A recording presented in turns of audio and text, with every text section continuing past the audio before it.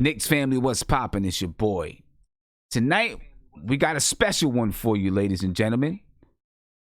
We're checking out the New York Knicks versus the Indiana Pacers in the 1994 Eastern Conference Finals. And man, let me tell you, you talk about something being electric. I was taking a look, I was looking back at the game just so I could prepare for this moment, right? And looking back at the game, I had adrenaline pumping through my blood just looking back at the game. You know what I'm saying? So I'm pretty sure you're gonna enjoy this. You'll get adrenaline pumping through your blood too. There's nothing like, even looking back on it, there's nothing like a Game 7. Yeah, G. Andrews, you working overtime today. A Game 7 to go to the NBA Finals. Nothing like it. You'll never find anything like it. So we got some guys in the chat that's gonna talk to us about where they were at the time of this game and all that good stuff. Then we're going to start jumping into the game. I'm going to start off with my man, Big Freezy. All right, talk to us a little bit about, where he was at the moment, during this game. And Big Freezy, give me just a minute. I'm going to get you on over here in just a second. All right. Big Freezy, I know. Hey, what's up, boss? You remember this game. There's no way that you don't remember this game. Yeah, I remember this game, man. I was Talk to me about it. Fort Hood, Texas. I had like $50 on this game. You know what I'm saying? Okay. And so it was like, it was during the time, man, where a lot of stuff was going on in the world. You talk about like O.J. Simpson stuff. West Coast rap was trying to take over the world. My Knicks was barely getting by everybody in the playoffs. And they talked so much trash. And I was out west. They talked so much trash about my Knicks, how we like to choke.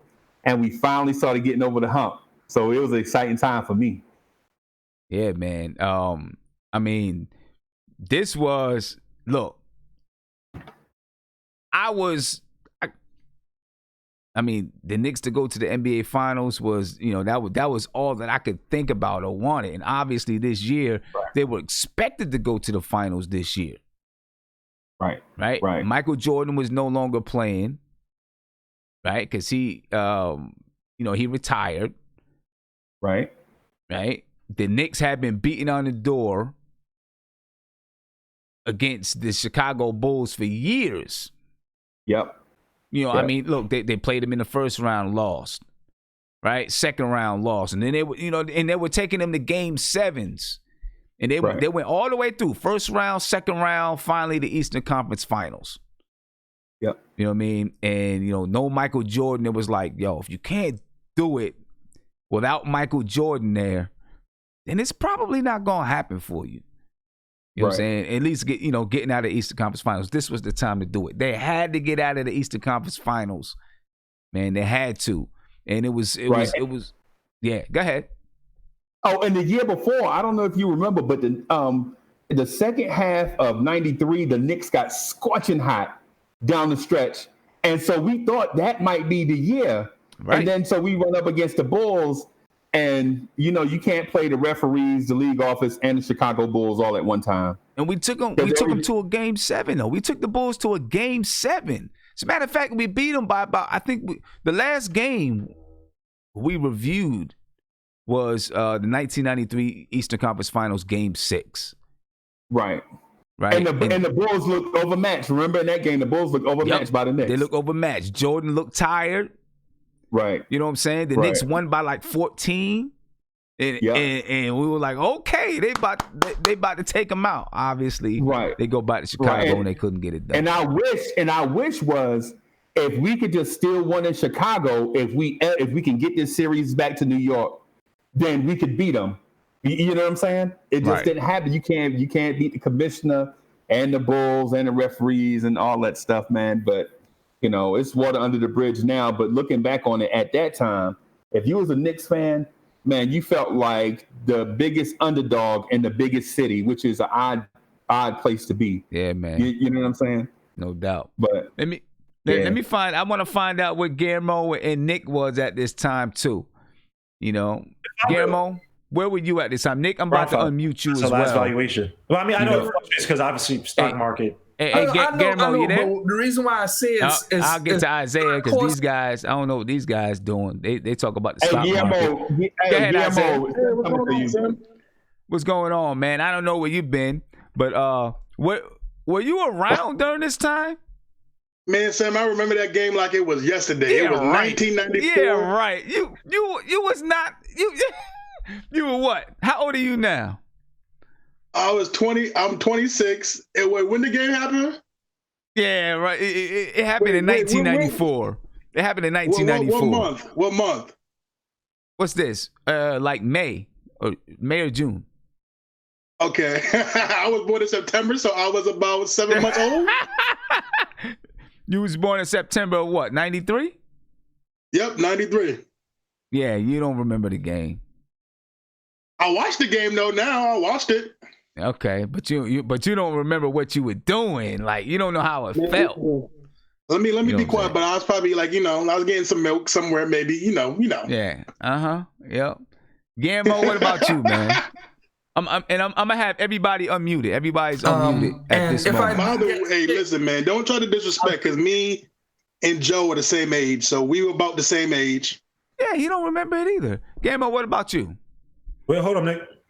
Guillermo was like 3. What about you? Game 7, 1994 man, NBA was like playoffs. 3 years old. This was the one with the turnaround, with the jumper by Ewing, right? Yes. And this is the one where Game 5, the Knicks went up. The Knicks went up in this series. They went up 2-0. Then the Pacers came back and won 3 straight. And in Game 5 at Madison Square Garden, that's when Reggie Miller did the, looked over to Spike Lee and did the whole choke thing. You know what I'm saying? Because, basically saying that the Knicks were going to choke. Because Game 6 was in Indiana. Game 6 was in Indiana. The Knicks lost 3 straight and had to go to a Game 6 in Indiana. Which one was the game where he scored 8 in? That wasn't this, right? I just vaguely remember this just because I just remember 94. All I remember from 94, and I remember because that's when my cousin came to stay with us.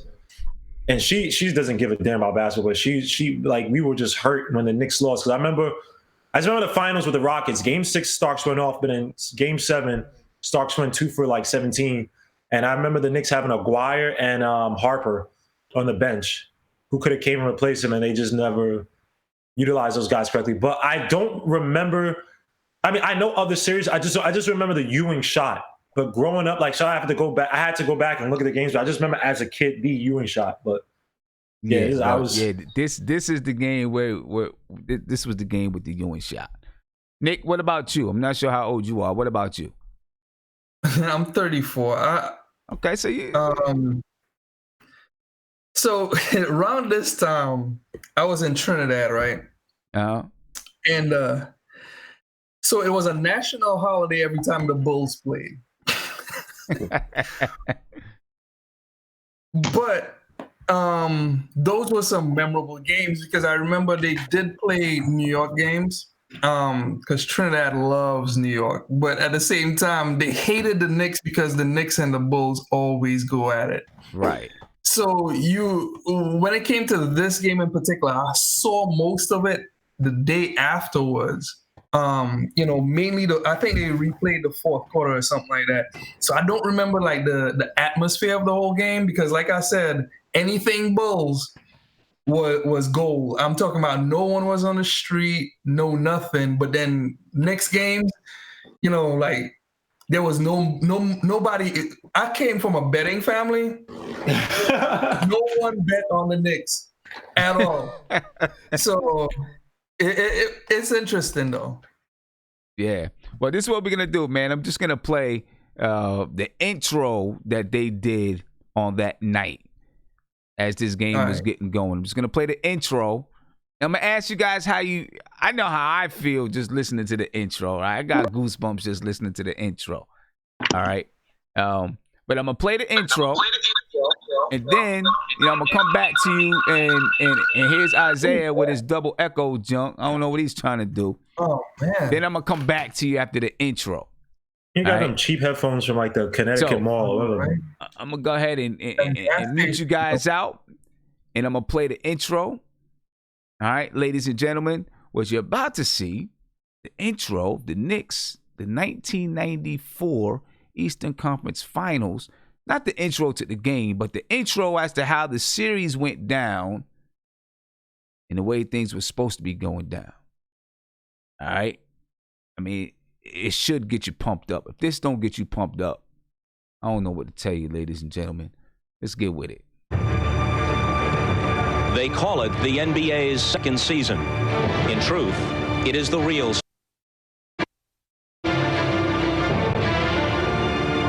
And tonight, only one team can earn the remaining invitation to the NBA Finals.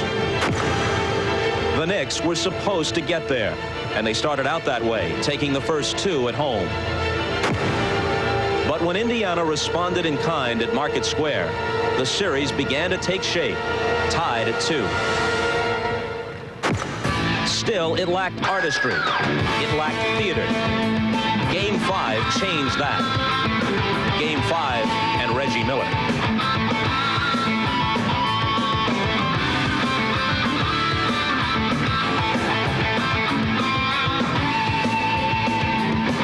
The tension and drama continued through the Knicks' revival in Game 6.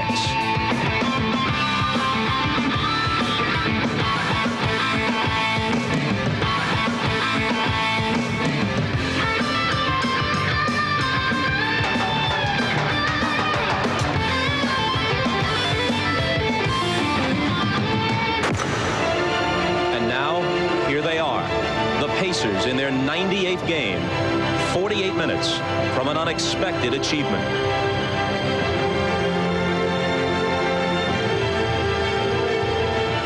And the Knicks, in this, the 100th game of a grinding season, 48 minutes from what they were merely expected to do.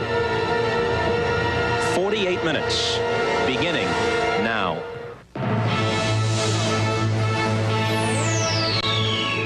And ladies and gentlemen, let me tell you, just that right there was electric for me. Right? That was just electric for me. I mean, I could feel it right now. You know what I'm saying? Big Freezy, what about you, man? What about you? When you hear this type of music, man, it's crazy. It get all your blood pumping. They're talking about discotheque or whatever they're talking about. So, they're not even on the game. So I'm going to just go ahead and jump into Big Freezy. You there? Yeah, I'm here, man. You there? Yeah, man. Yeah, man. I don't know if you heard the intro or not, but how it make you feel? Man, for one, it made me feel old as hell. but secondly, we look forward to stuff like that because this is before we had like 4 NBA games a night. You could pick what you want, pick your package, watch whatever team. This is like premier games came on once a week. So you had your car washed. You told your girl don't bother you. You know what I'm saying? You had everything you needed for the game. You just sat down and ready. And then when the intro came on, bruh, you were just ready. You was hyped. You was like the 6th man. You weren't even on the team. Yeah, but particularly, you know what I'm saying? But particularly, man, for this right here, for me, because it was on the Knicks were on the doorstep of the NBA Finals. Yeah, blood was rushing through my adrenaline. Adrenaline was rushing through my body. Yeah, man. You know what I mean? Adrenaline was rushing through my body. It's crazy. But hey, I'm going to jump into this first quarter. All right, and, we're gonna look at it halfway through the first quarter. I'll come back and ask you guys for some feedback. Right. All right, and everything. But we're going to go ahead and jump halfway through this first, look at some of this first quarter and get this thing started. All right. So, yeah, man. I'll be coming back to you guys, man. So, hopefully you guys are ready when I come back to you, ladies and gentlemen. We're about to get this thing started. The Knicks versus the Pacers. And let's get it. Good evening, everyone, and welcome to And you hear him chanting defense right off the bat, ladies and gentlemen. Chanting defense. Tonight's Game 7 of the Eastern Conference Finals features the Indiana Pacers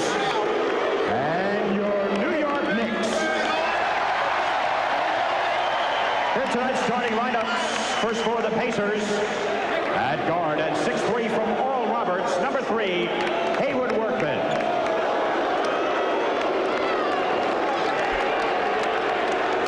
At guard at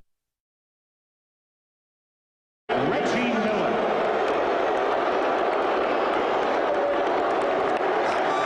At forward at 6'10" from Alabama, number 9, Derek McKee. At forward at 6'11" from Clemson, number 32, Dale Davis. And at center at 7'4" from Harris, number 45, Rick Smith.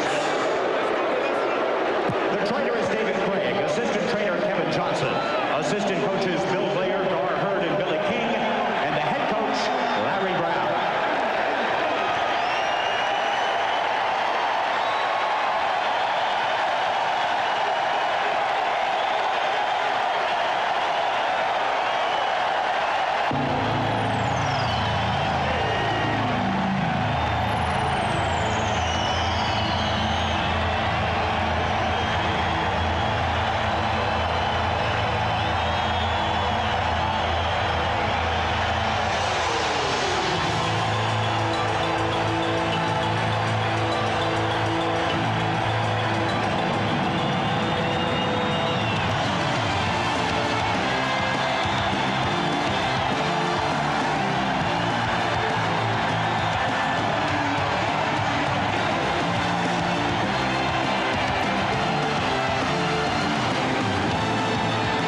And now, please welcome the Atlantic Division champions, your New York Knicks.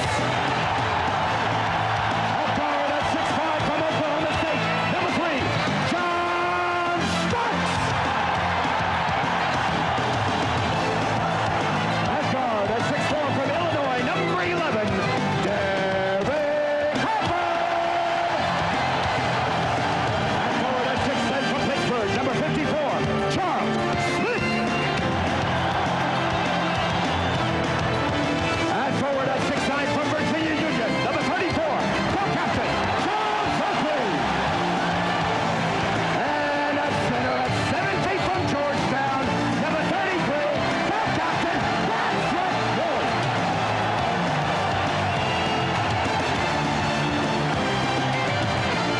The head trainer is Scott Saunders, the assistant trainer Tim Walsh, assistant coaches Dick Carter and Chuck Van Gundy, and the head coach for the Knicks, Pat Riley.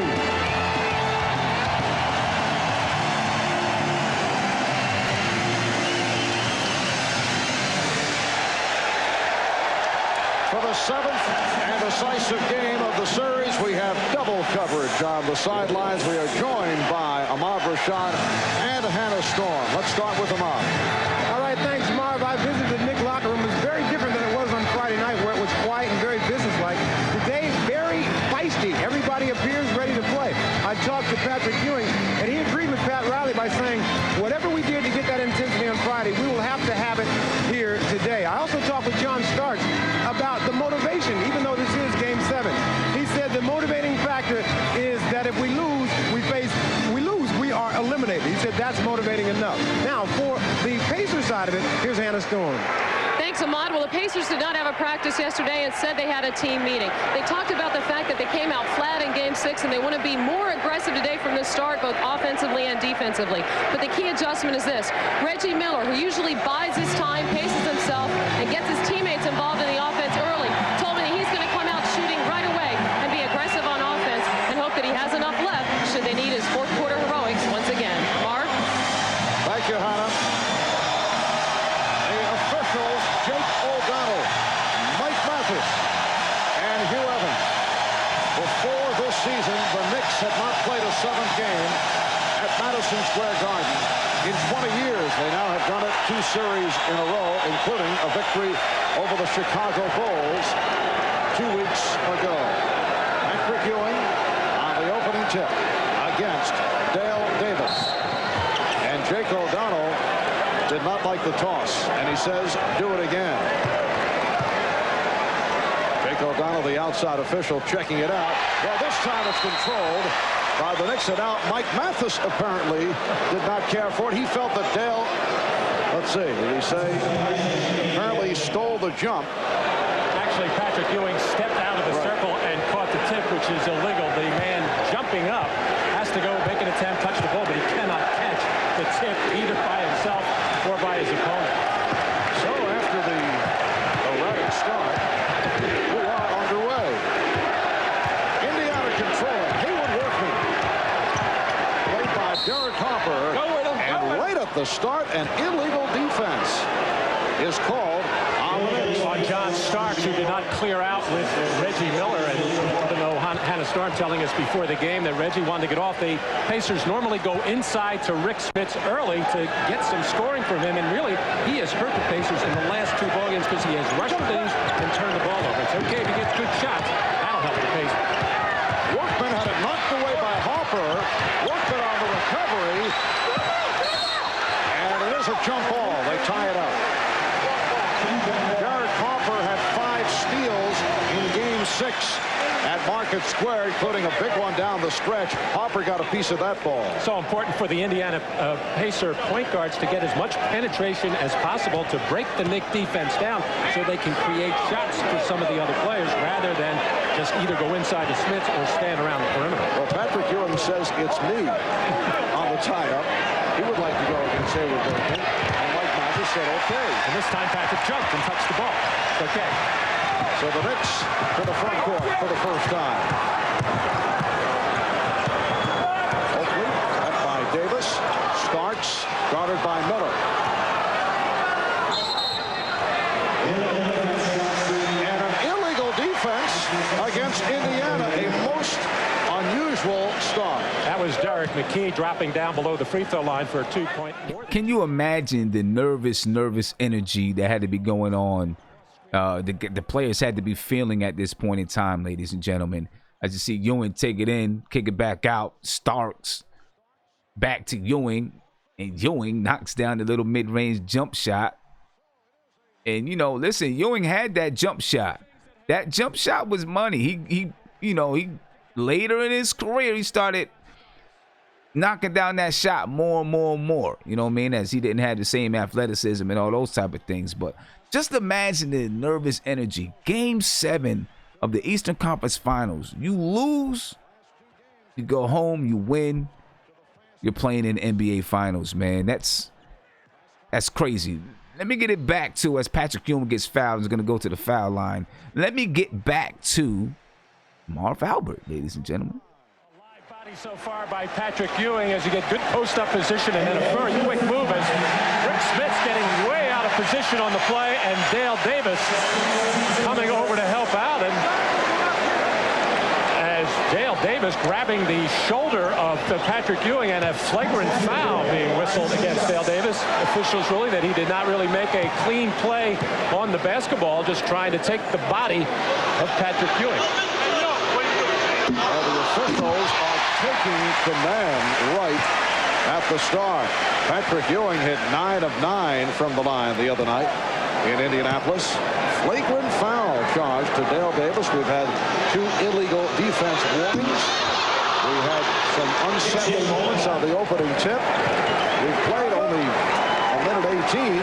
Seems like a lot of activity, but it's only the Knicks 3, the Pacers nothing. And Marv, understandably, everybody a little bit tight at the beginning of this ball game. It's been a very long series. There's not too much to think about right now except go out and play your game, but neither team able to get on track. We're obviously just in the first couple of minutes.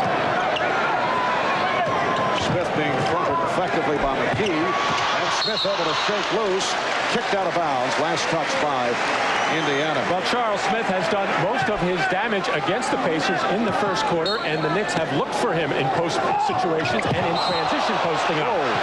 John Starks sent flying. He took a shot. Foul by Davis, his second. John making a quick cut to the basket as he eluded Reggie Miller, and Dale Davis, being the policeman so far, trying to pick up for his teammates and help out, gets a flagrant foul, and that very easily could have been called either a technical or another flagrant foul as he threw out the forearm shiver and decked John Stark. So Starks to the line. Dale Davis throwing the elbow and committing his second foul. And actually throwing that elbow before the ball was inbounded, and consequently a 2-shot foul. But John Starks has certainly come on as this series has progressed, making it back from the arthroscopic knee surgery. Struggled earlier in the playoffs against the Nets and the Bulls. And he capped off the playoff performance against Indiana with the 26-point game, including big shots down the stretch on Friday night. Knicks 4 and the Pacers nothing. Reggie Miller, yes. A little different wrinkle to free up Reggie. That time he got a nice little back pick from Rick Smits, and John Starks, not used to that type of maneuver on the baseline, completely lost Miller on the baseline maneuver. Ewing with the drop step. The Knicks 6. That's my favorite move, ladies and gentlemen. Ewing with that little drop step, turn around, fade away was money. The Knicks up 6-2 in an electrified Garden right now. And you can see right off the jump, man, this game was all muscle and hustle.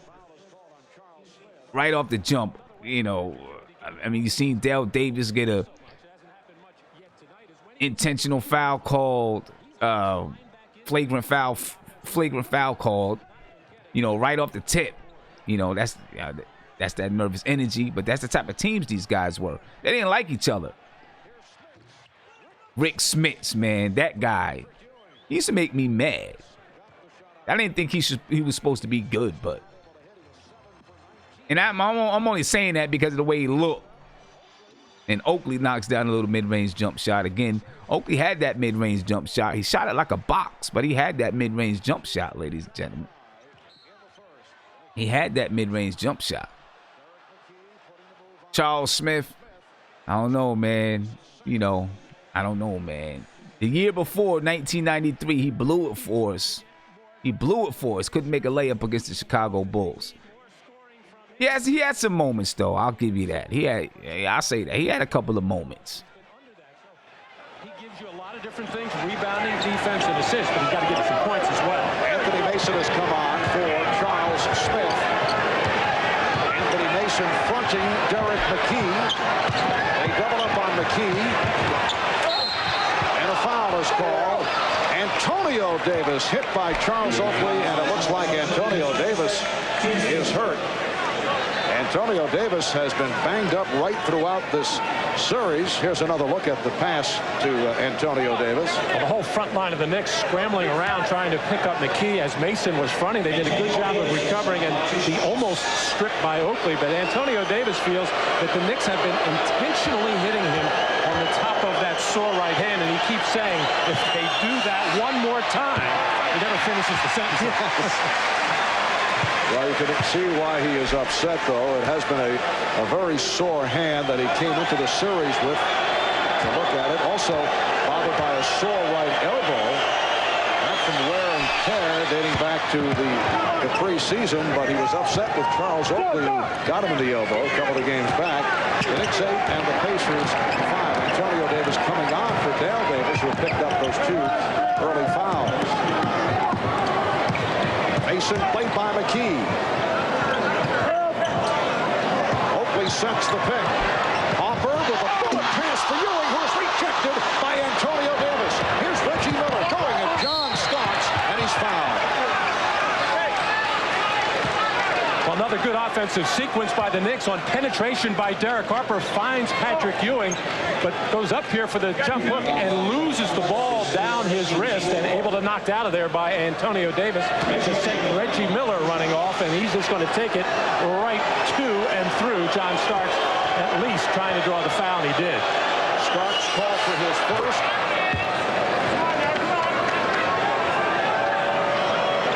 John Starks really has kept himself under control these last few ball games. No matter what happens, missed free throw, foul called on him, turnover, mistake, and he hasn't committed many of those. He is just keeping the poker face and playing basketball, and it's very hard for him, but he's doing a good job. Yes, he has been under control, had the magnificent game on Friday night. Also did a nice job defensively on Reggie Miller, who did get going in the fourth quarter. Saved by Starks. And he carried the ball. Both a palm and a trap. travel call by the official, Mike Mathis. The Knicks with an 8-7 lead as you look at Starks. On the crossover with the left hand, getting his hand just underneath the ball and turning it over. That's a very close ball. A lot of players in this league do this. One of the greatest of all time used to get away with it, and he didn't need the help. You're talking about? Yes, that goal right there. Michael Jordan. Nice play. Antonio Davis gets inside, and the Pacers with a 9-8 lead. And the crowd trying to get the Knicks going. 4 minutes in, first quarter. That was intended as a pick and roll, but Oakley did not expect the pass. He was not cutting. Miscommunication on the part of the Knicks. 5 unanswered points by Indiana. Here's Smith's getting inside. And Indiana off to a good start. They lead by 3. 7 unanswered by the Pacers. And again a bad pass. Derek Harper once again lost the grip. And again, you have to give a lot of credit right here to Hayward Workman, who's putting good pressure on Harper, keeping him from getting below the free throw line. But Derek has to do a better job of working to get the ball in better position to make a pass. 3 straight Knick turnovers. Smith's getting possession. Rejected by Ewing. Shot clock down to 2. It's down to 1. And it's a 24-second violation. Pat Riley very much concerned over in front of the New York bench, walking down, thinking about making a move right now because the pressure defense of the Pacers so effective on a nice move into the lane by Rick Smits, and Patrick Ewing timing it beautifully to block that hook shot. That is getting up in the air. And again, Workman picks up Hopper in the backcourt. Ewing with a nice pass. Derek Harper with his... Again, man, there goes my man Ewing with the passing. So underrated as a passer. So underrated as a passer. As McKee started his move, he was held by Mason. Timeout call with 6:31 remaining in this first quarter. NBA Stories live at the finals next Sunday on NBC. Well, young fella, I got one year. And as we are at a commercial, ladies and gentlemen, I'll jump in here right quick. You see my man Chris Webber on the screen.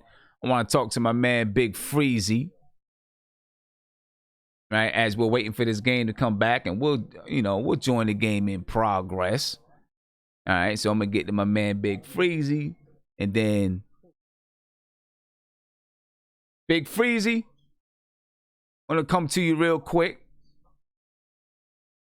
Big Freezy, what's going on, man?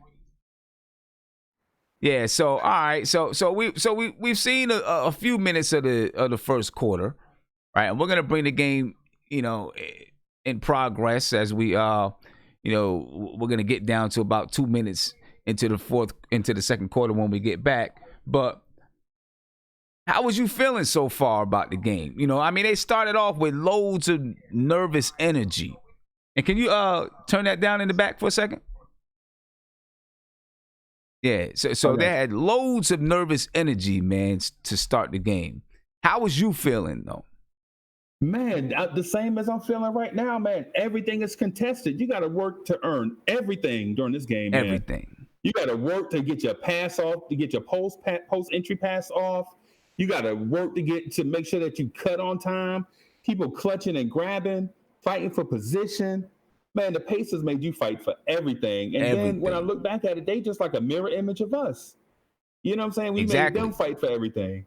You know what I'm saying? There's no free space to roam. If you run in, somebody rubbing up against you, pushing you, trying to make you change direction. Post feeds are getting caught like 18 feet away from the basket. You got to back your man down. Man, it's crazy, man. Crazy. Gammo, yeah, man. What do you see out there? Well, first and foremost, that intro, man. I remember that intro, man. That it got me hyped up. I don't know what they're doing now in the NBA, man, but you got to put on the same level as it was, man, back then. But yeah, like Big Freezy said, man, every possession counted, man. Like, you talk about nervous energy, but I think when you walk into someone else's building for a game 7 and they're ready screaming defense, right? And the team is coming out, you're also on edge too, right? I mean, that team, when you look at McKee, basically main scorer coming out the starting lineup was Reggie Miller. I mean, if you can harass him properly, the rest of that team does not. I mean, I know Rick Smits was, a good center, but a good offensive center. But I mean, I just it's a pressurized game, man. Like, both sides want it, but like Big Free said, every possession when you watching is just like every possession counts, man. And you either pressure bust pipes, man. Either you live up to the occasion or you start making mistakes because you're nervous. So anybody I want to say that when they try to discount the Knicks or discredit the Knicks and say back then, the teams aren't, bruh, the way they were able to play defense back then, don't compare any of these teams to what you had to do back then, back in the day, bro. I can see Golden State Warriors being easily flustered by a team like the Knicks back in the 90s. Right. Oh, yeah, yeah, definitely. Because they was going to, back in these days, they was going to beat you up, man. You have to fight for every screen. You're going to fight for everything. You're not just running around screen catching the ball freely to shoot it. But I'm going to get back to the game in progress. All right. There's about 2 minutes and 20-something seconds left here in the first quarter. We're going to get back to that game. We're going to get back to it. The Knicks right now are down 19-17 to the Pacers, ladies and gentlemen. So we're going to get back to it. See if the Knicks can get back on top. Let's get it. Big man guarding the screener. There's just no way that you can stop him from doing that because John Starks is trailing and steal. Reggie Miller picked it off. Here's Fleming. Pacers lead 19-17. We come up on 2 minutes remaining in the first quarter. The call away from the ball. Thompson involved with Oakley is called for the foul. Has been pretty much thought by everybody around the Knicks that John Starks is going to have to come up with another big game. This is his first field goal tonight. Has not had many looks.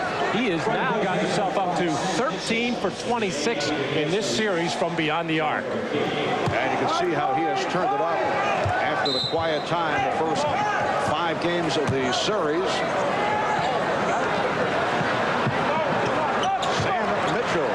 Checked in for Indiana for the first time. Starks got the step. Starks on the reverse. Rebound Ewing.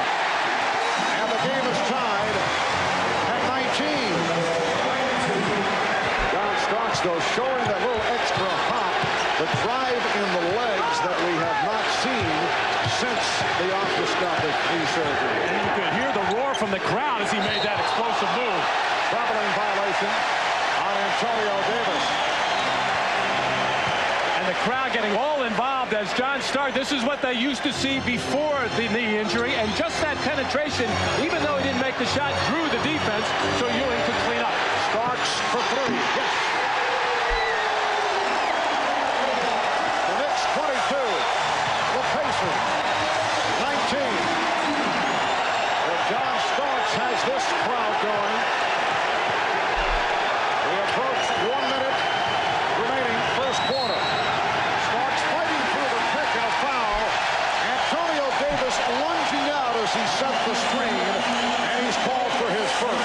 Well, it's really something, Marv, when you've got it going at the offensive end right now is John Starks and continues to work because you have to against Reggie Miller. Antonio Davis clearly stepping up to knock off John Starks. Pacers continue to pressure the ball as Fleming stays with Anthony.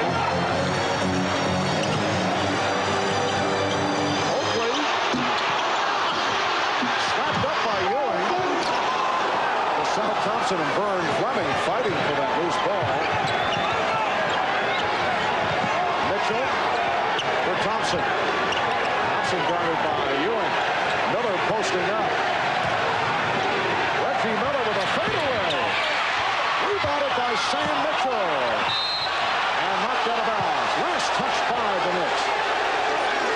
First time I think in this series, Marv, that we have seen Reggie in a dead post-up position. He is 6'7".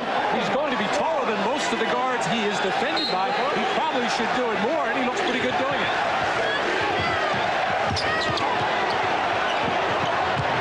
Fleming gets inside.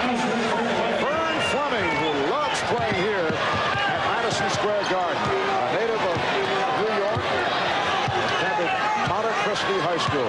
in Queens. And he has had a very solid series off the bench. Down to 15 seconds in the quarter. 10 on the shot clock. 5 on the 24. Oakley left open.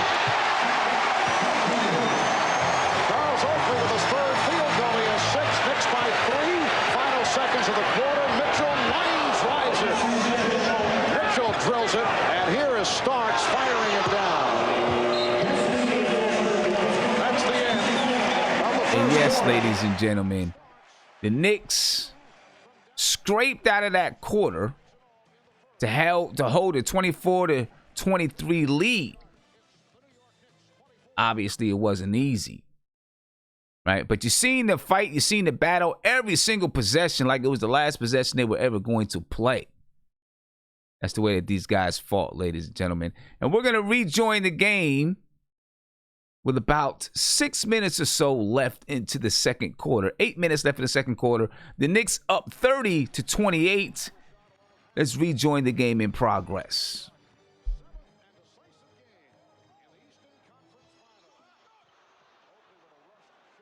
Came up short. And Dale Davis beat Charles Oakley down 4. And the felony compounded not only the bad shot and a bad executed pick and roll play, but Charles Oakley putting his head down, which he rarely does, and getting upset with himself. Didn't get back on defense, gave Dale Davis an easy deuce. 6 straight points for the Pacers. Game tied at 30. Gilbert Davis now feeling it. His second field goal, Knicks by 2. 4.5 gone by in the second. Fleming couldn't find anyone. Anthony doing a nice job defensively. Scott beating Davis. Byron Scott doing it off the dribble, and he's tied the game at 32. When these two teams get stagnant offensively, it's because the ball stays on one side of the floor. Anytime you can get a ball reversal, it usually results in a good shot. Mason, with Oakley diving at it, knocked it away. Last touch by McKee.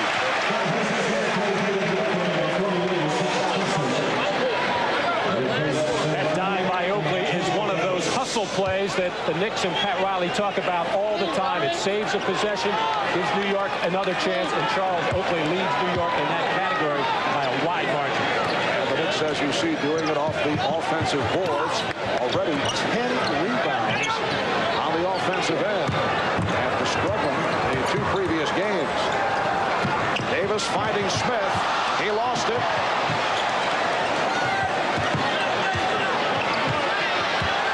Shot clock at 5. Smith checking it, and that is blocked. And a foul is called on the follow. Charles Smith, man. Like I said earlier, he could do some things sometimes, but Charles Smith, man. He always seemed to blow it. Or something like that. Somehow, some way, he always seemed to blow it. And you see the commercials from back in the day, ladies and gentlemen. You guys remember these commercials? I do. And I'm probably dating myself, but I remember these commercials. You know what I mean? Miller Genuine Draft. Not something that I drank, but Miller Genuine Draft, ladies and gentlemen. Funny stuff. We're going to fast forward this through the commercials and get back to the game in progress. Let's get it going. Well, not so pretty basketball. It has not been pretty a lot with their half-court offense, but the one thing that's keeping them right in this ball game is those hustle plays, diving for the loose balls, getting second chances. They already have 11 offensive rebounds as Rick Smith getting his hand and finger tended to by their trainer, David Craig. And Hannah Storm during that last time out telling us Larry Brown really wants to get his guards back in there to help out on the rebounding. It's not just on the front line play. The Knicks lead by 2. Indiana shooting well in the first half. 14 of 21. They've hit their last 4 shots. 6.5 remaining in the half. Haywood Workman is back. And Byron Scott at the guards. LaSalle Thompson up front with Eric McKee and Dale Davis. Thompson try to recapture. Scott playing the ricochet and hits a spectacular 3-pointer by Byron Scott off the recovery. Another well-executed play by the Indiana Pacers as they stumbled and fumbled and kicked the thing all over Scott. And he is 3 for 3, 7 points in all. Foul was called on Scott, who agreed with Jake O'Donnell. Well, LaSalle Thompson lost the handle on it, but just got enough of a hand on it to keep it alive and kick it to the corner. Not kick it, but push it to the corner for Byron Scott to get an open three-point shot. This is probably the only way that the Pacers can get open right now is fumble the ball. The Knicks are playing very aggressive defense. Pacers have hit their last 5 shots. Davis gets inside. The tip was missed, and back comes McKee.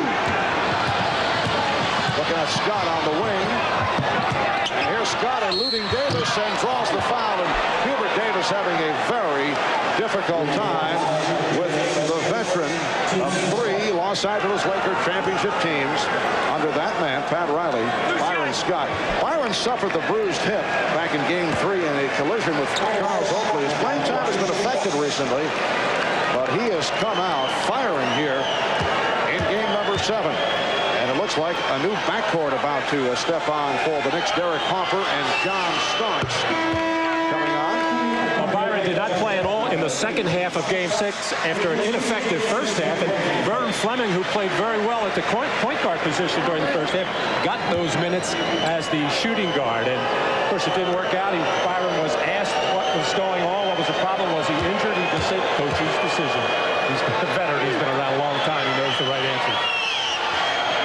33-year-old Byron Scott. Indiana Pacer President Donnie Walsh says he is a very young 33. Pacers lead 37-34. 5.5 to go. First half. And pass from Ewing, recovered by Mason, then he lost it. McKee going behind the back. Byron Scott has scored Indiana's last 7 points.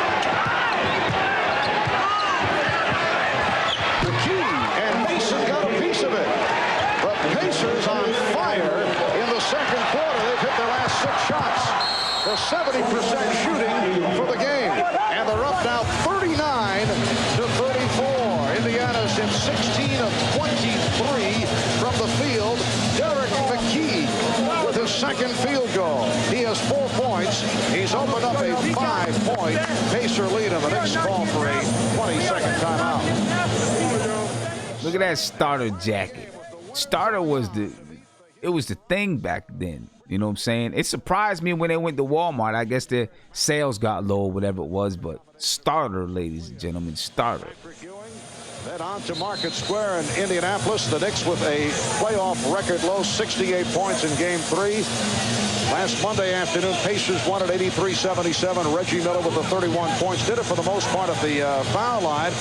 And then the Pacers able to take Game 5 here at the Garden, led by Miller with that extraordinary performance in the fourth quarter. Game 6 at Indianapolis on Friday night. The Knicks went into the fourth quarter with a sizable lead, and it looked to be the same scenario as Game 5, but despite the many turnovers and the good run by the Pacers, the Knicks were able to pull it out. Nice move by Starks as he hits on the reverse to bring the Knicks within 3 points. Well, for some reason, Byron Scott stood straight up defensively. He thought he had some help on the baseline, and John Starks able to get the little reverse. Now Scott guarded by Starks. And Thompson off a double team called for a traveling violation. Well, LaSalle is having his problems handling the basketball right now, as Charles Oakley putting pressure on and knocking it loose. The reason Thompson in the ballgame right now is that Rick Smith's having a problem with his hand. 10th turnover for Indiana. Knicks with 9. Starks eluding Thompson, finding Oakley. Ewing missed the tip. Ewing on the follow. Indiana leads by 1. 4:15 remaining. First half. Whoa. Derek Harper got picked off at midcourt by LaSalle Thompson.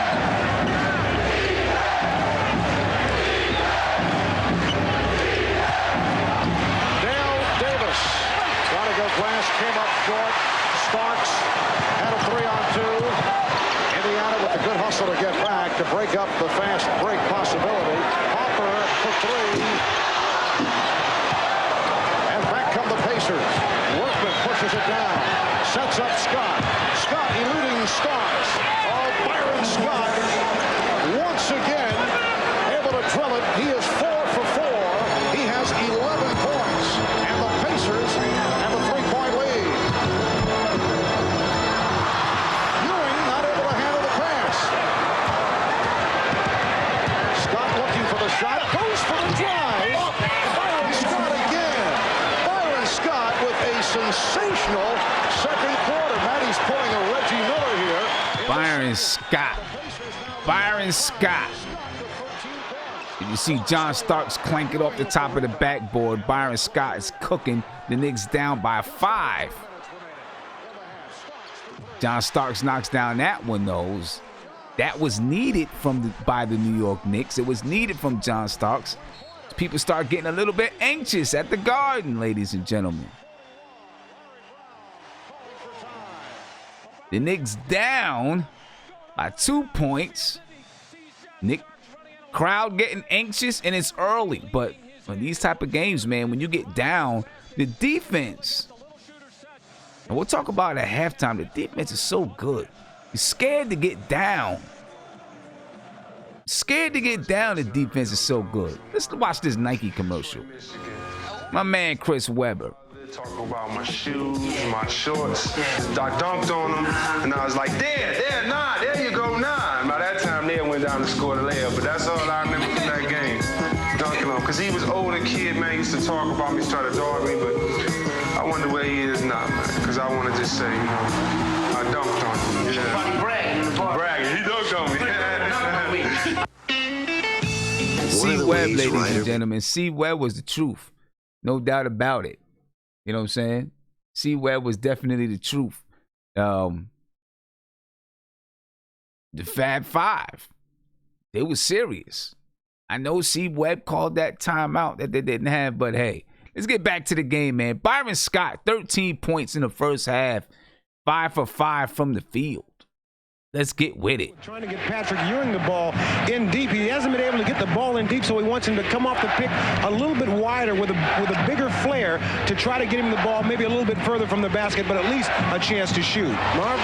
All right, Bob, the Knicks were having success getting the ball to Patrick Ewing in the early going, but Indiana adjusted well. Here's Miller for 3. Reggie Miller from downtown. He now has 9 points, and the Pacers lead by 5 off the devastating shooting combination here in the second of Reggie Miller and Byron Scott. Offensive foul.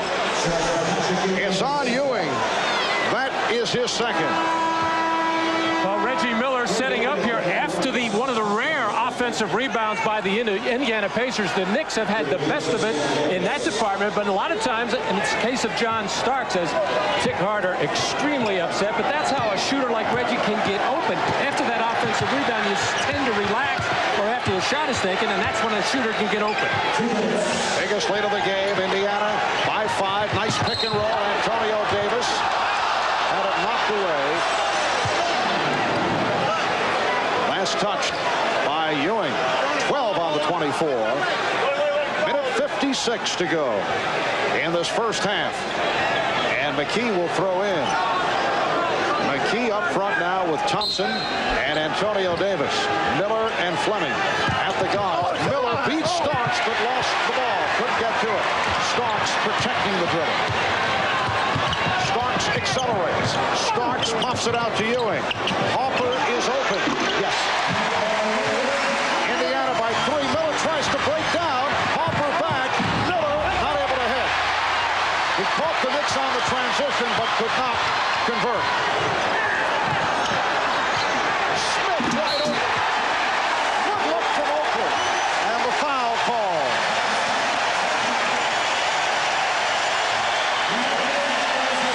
Miller on this breakaway layup. An excellent defensive play here by Harper just to get in the path of Miller to make him change his direction and miss. And under pressure, John Starks finds Oakley, who finds Charles Smith with a very strong finish. Unusual to get a fast break after a missed layup because Reggie was so far ahead of the pack. There were 4 blue shirts back, but they tried to trap Starks in the corner. Antonio Davis called for the foul. Charles Smith with a 3-point play has tied the game at 46. 1:20 to go, first half. And that whistle away from the ball. Charles Smith with his third. Well, Reggie Miller trying to set that little screen here for Charles Smith to get Derek McKee coming out to the right side of the floor, and Charles getting his elbow up high. Anthony Mason replacing Charles Smith. 5 straight points by the Knicks to tie the game at 46. For the Knicks, their 100th game of the season. 82 regular season. This is their 18th playoff game. Indiana Pacers in game number 98. Their 16th playoff game. Miller for 3. Reggie Miller with his second three-pointer. And he's hot. Reggie Miller, bro. Reggie Miller. If I'd have seen Reggie Miller on the street, we'd have fought. Seriously. In the first half. 13 for Byron Scott, 12 for Reggie Miller. Hopper on the drive, and a foul called up high. Well, Derek McKee has been very active at the offensive end for the Pacers in handling the basketball. He delivered this one to Reggie Miller, who really did not have that good a look, was not that open, as John Starks was in his face challenging that shot, but Reggie does not need a lot of room. Foul on Fleming, sending Hopper to the line. Indiana in this first half, 20 out of 30 from the field, 67% shooting, while the Knicks at 19 for 42 at 45%. Sam Mitchell replacing Antonio Davis. Derek Hopper continues to have his problems at the foul line. 7 for 17 in the series coming into this ball game, so make it 7 for 18. And again, we talked about this early in the series, that Pat Riley would have a concern of having Derek in the game late. However, had he not been in the game in the last 2 minutes of Game 6, I don't know if the Knicks would be playing tonight, because he made 2 tremendous plays. The jumper with 1:50 to go to give the Knicks the 3-point lead, and then a great strip on Vern Fleming defensively. It has been a close first half throughout. Biggest lead for either club, a margin of 5 by the Pacers. Indiana by 2. 35 seconds left in the half. Starks hand-checking Miller, able to work free, and on the pick, a foul is called. Foul. John Starks bumping into the brick wall, LaSalle Thompson, and he is going to shake the shoulder and the chin and the head bob back. But then the way he popped up, there was no way he could be hurt on the play. He looked like he got killed. Down to 20 seconds to go in the half.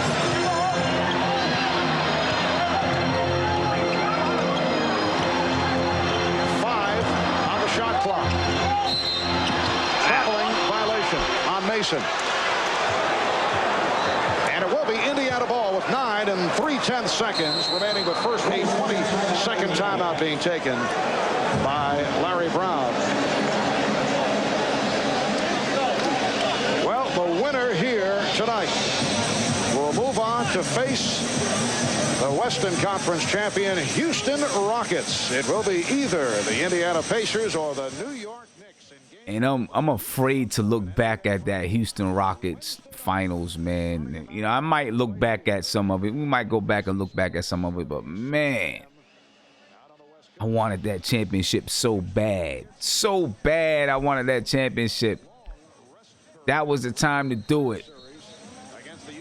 We missed out on it, but that was the time to do it, man. Come back from that. I'm sure they are back in Houston now watching this. Rudy Tomjanovich, Carl Dawson, Bill Berry, Joe Ash, the Houston scout, has been at these ball games. And, of course, all the Houston Rockets, I am sure, cannot wait to get this thing started. And as we sit here right now, they have no idea who they're going to play. It's tough to prepare. Greg Anthony is back. Indiana ball as this first half winds down. Bob Costas and the Prudential halftime report just ahead. Miller stepping back, looking for the shot, able to swing away to gold glass. What a move by Reggie Miller as time has run out. The Pacers with a 51-47 lead at halftime off a remarkable shooting first half for Indiana. And Starks has Miller all locked up in this particular situation, but the long stride and step of Reggie Miller able to duck in and get the bucket. Byron Scott off the bench to hit 5 of 5, all in the second quarter. 13 points, and Reggie Miller with another good one, 5 of 7 for 14. Indiana 21 of 31, 68%. Ladies and gentlemen, with the Knicks down at the half, right? Here's the thing: the Knicks down at the half by 4 points, 5 points, or whatever it is. It's nerve-wracking because back in these days, man, it was you get playing the Knicks or the Pacers, you get down by 5 points. It's hard to come back. Being down by 5 points is like being down by 10, 12 points. Big Freezy. Yeah. What's going on, Freezy? What's up, man? I thought some said he was coming through. Yeah, I'm right here, bro. I'm right here. Can you hear me? I'm right here. Maybe Freezy can't hear me. Can you hear me, Freezy? I don't have him.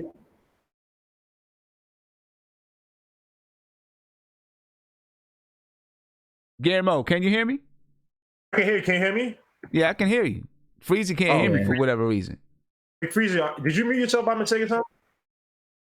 Now, I don't know why Freezy can't hear me, but okay, I got you. Okay, maybe he accidentally muted me, but yeah, I got him.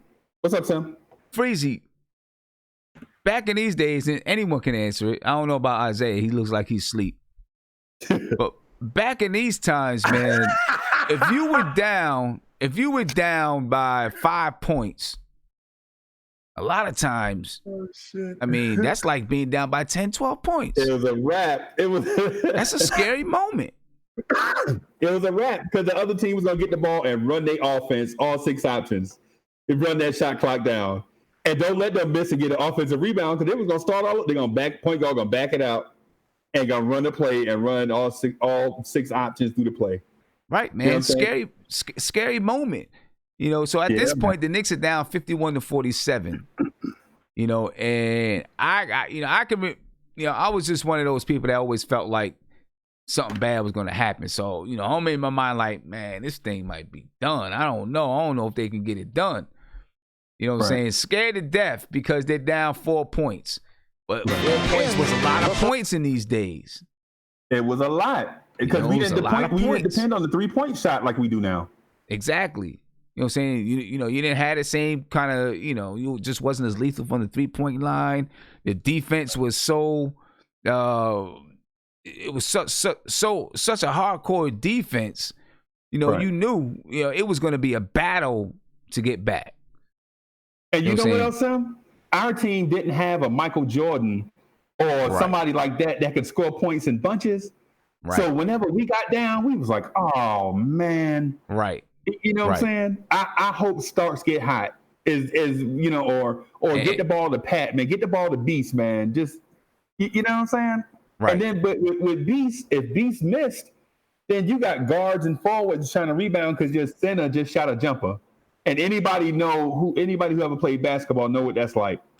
You know what I'm saying? Yeah. So I feel you there. Yeah, this was a scary moment. Guillermo, I know you wasn't really watching and paying attention at that time, but I mean, you can probably just see from the game the way everything is contested. Everything is every minute. There's not 1 second where you see any player being lazy on the floor. You know what I'm saying? Not 1 second. First of all, I mean, I think he's called for a travel or step out of bounds, but when I saw Anthony Mason try to drive on the baseline, damn, man, it just goes to show you how stacked, like talent-wise, the Knicks were. And I mean, I know people say, our bench in certain years was weak and stuff like that. People argue us not having Xavier McDaniels, there and not there. He was not there, and then we had Charles Smith and stuff. But yeah, like you said, even that shot that Byron Scott hit, which is really weird to see him either not as a coach, as a Laker, but to see him when he took that three in motion. I mean, it was. I don't know. It was like a thing of beauty where it's like it was open only because like the play kind of broke down and stuff. But yeah, like every shot is contested, and even that, put like this, right?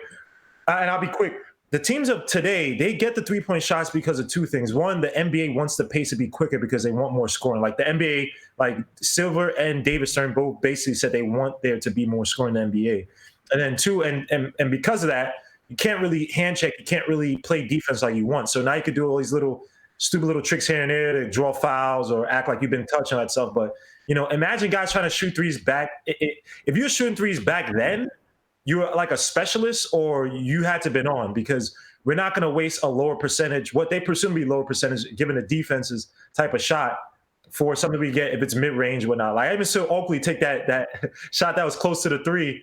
He would have been killed. That's what Melo did when he was on the Rockets. He got killed for it. So, all in all, it's just really interesting to see how the game is like, I don't say evolved, but it's changed given back then. But I miss the defenses of yesteryear, man. There's a lot of teams that maybe have one score or two scores, but if they had everybody could defend properly, they get to the playoffs. So that's it, man. That's it. And the thing is, back then, every team defended the way that you see these two teams. Not every team, of course, but in the playoffs, every team defended this way. Yeah, but Ismail, just real quick on Ismail or Rivas, even though they did change the hand check rule up until maybe the late 2000s, early 2010s. Remember, even the early 2000s had to slug them out defenses. Even if there's no hand check rule, you're still allowed to be a lot more physical. And the NBA was actually losing ratings because of it. So they kind of try to bring back the more casual fan and bring back more scoring, make it more like the 80s. So the defense has been, been paramount in the NBA for a while, but obviously, after the glory days of the 90s, they wanted to get right. And the 2000s want to get away from it. So yeah, and that's exactly what it is. They needed more TV ratings, more fans coming to games. The NBA people were fighting every night. It was that type of game. So they was trying to clean it up and, get more offense into it. 'Cause they knew offense sold tickets. Defense won championships, but offense sold tickets. Right. But hey, I'm gonna get back to the game, and I'm gonna come back at halftime. Yes, sir. All right. I might come back between the third and fourth quarter, then I'll come back at halftime after that. All right. All right. All right, man. I'll get back with you guys. So here we go, ladies and gentlemen. We're gonna get into the third quarter. All right. The Knicks are down. The Knicks are down by 4 points. It's 51-47. The Knicks down 4 to the Indiana Pacers. Let's get the game right at the start of the third quarter, ladies and gentlemen. Let's take it from here. And there we go. Tied at 3 before we get underway. Let's check in with Ahmad. All right, thanks, Marv. I just talked with Charles Oakley. He told me that during the halftime, Pat Riley only talked about defense, even though that the Pacers were shooting almost 68%. He wants them to get up in the shooter's face and don't give him any good looks. Marv? Pacers by 4. Reggie Miller scoring the last 8 points of the second quarter for the Pacers. The NBA record for best percentage shooting in a playoff game, 67%. Celtics did it against the Knicks back in April of 1990. Indiana, 68% of the first half. Ewing getting it inside, and he is fouled. Well, Patrick waiting to see when and if the double team was going to come. Finally, Derek McKee got there, but Patrick was already into his offensive move and in a little bit of trouble, but able to draw contact, and that's all he could do at that particular point. Patrick Ewing having an outstanding first half, scoring and rebounding, as he had 6 offensive rebounds, 11 overall. However, 1 of 3 from the foul line. On the line off the foul by Derek McKee. High-point men for the Knicks. John Starks with 12. Patrick Ewing with 11. Indiana led by Reggie Miller, 14 points on 5 of 7 shooting. Byron Scott, 5 out of 5. 13 points in all. Indiana by 3. Phantom defense from the crowd. Workman and Miller at the guard. Smits is back despite the jammed finger. McKee and Dale Davis also on the front line. Smits changed his mind. Recovered by McKee. A low play by Derek McKee, who now has 6 points. Pacers lead 53-48. Smith got the step and then rejected. The Knicks maintain possession. They'll have 13 on the 24. it's going to be interesting to watch Reggie Miller and John Starks in this second half. Reggie already lost John on that play. Starks lost the dribble. Recovered by Ewing. Here's Starks. Oakley on the save. Hopper going left, setting up Ewing. And just nicked from behind by Dale Davis to force Patrick to miss that shot. A good penetration by Harper. Now committed by Starks. His second. Now this is what Larry Brown was talking about to Hannah Storm at halftime, concerned about the penetration of the Knick guards. Derek Harper getting inside. That forces all the defense to come to him and leave those little openings, but Patrick Ewing couldn't finish the play off. Miller 3 for 3 from the line. Remember, prior to this past Wednesday night here at the Garden, the Knicks had beaten the Pacers 11 in a row, 31 of the last 33 going back to January of 1983, and then Indiana coming up with the win off that fourth quarter rally that was sparked by Reggie Miller. And a very impressive performance by the Pacers here this evening. They now lead by 7. A minute and a half gone by in the third. This is the biggest lead of the game. Starks could not find anyone. Excellent defensive play again by Indiana. Ewing forcing. And it's rebounded by Dale Davis. Good defense, Mark, but too difficult a play to get into against that tough clawing type of defense. The Knicks have to get down, get the ball below the free throw line in short order to start executing. Smits with the jump hook. Oakley with the rebound. Starks going at Miller. Oakley with the save. Starks got a piece of it. Oakley again able to save, but the Pacers are on it. Here's Miller for 3. On the back tap, McKee finds Workman. Smits with the open shot. Rick Smits with 6 points, and Pat Riley calls for a timeout. 9:37 remaining in this third quarter, and the Pacers now lead 57-48. Biggest lead of the night for Indiana. Well, no surprise that Charles Oakley and John Stark scrapping and scrambling for loose balls, but when they hit the deck, opening up a fast break opportunity for Indiana and a wide open 3 for Reggie Miller, the first three-pointer missed by the Pacers tonight, and then the second offensive rebound already in the third quarter for Indiana. That's the area they were getting killed in the first half by New York. Both teams want their point guards to put as much pressure on each other, but also prevent penetration. Tall order for both offenses. And this capacity crowd encouraging the New York Knicks. The winner here advancing to face the Houston Rockets in the NBA Final, opening at the Summit in Houston on Wednesday. Harper got the step. I think he surprised himself that he got that deep. Rebounded by Smits. The Knicks 0 for 5 here in the third. McKee on a hesitation move, able to hit over Ewing, and the Pacers now lead 59-48. An 8-0 run by the Pacers.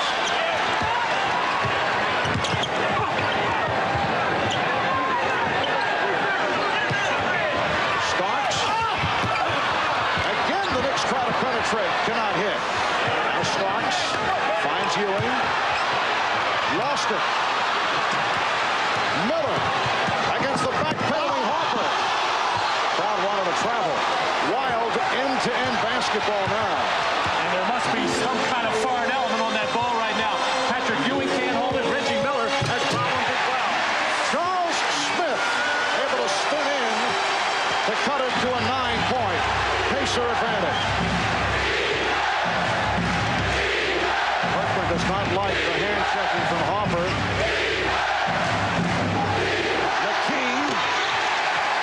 McKee had good position. Harper for 3. Yes. That's a big shot by Derek Harper. I'm surprised he had the legs to be able to get that shot up. He looks very tired right now as he's bumping and bouncing with Hayward Workman. And they're having words as they play. Harper regular season.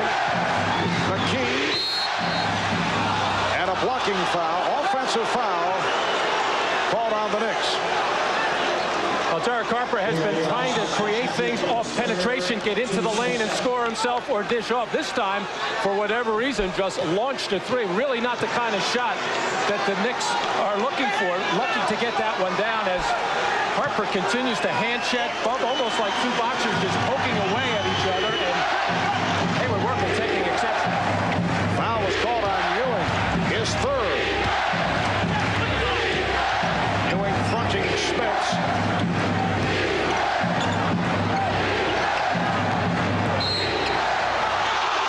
O'Donnell with the call.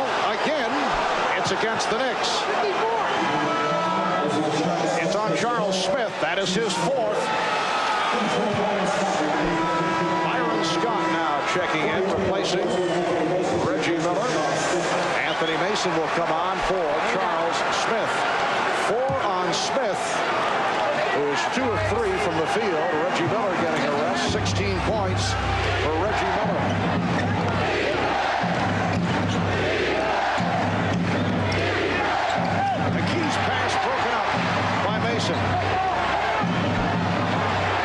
Mason trying to suffocate McKee. Smits. It's a bit further than his usual wing. Oakley with the rebound. Well, Derek McKee has been trying to handle. He had 6 assists in that first game. Much better defense by Mason on McKee than Charles Smith was playing. And a reach in. Called on McKee.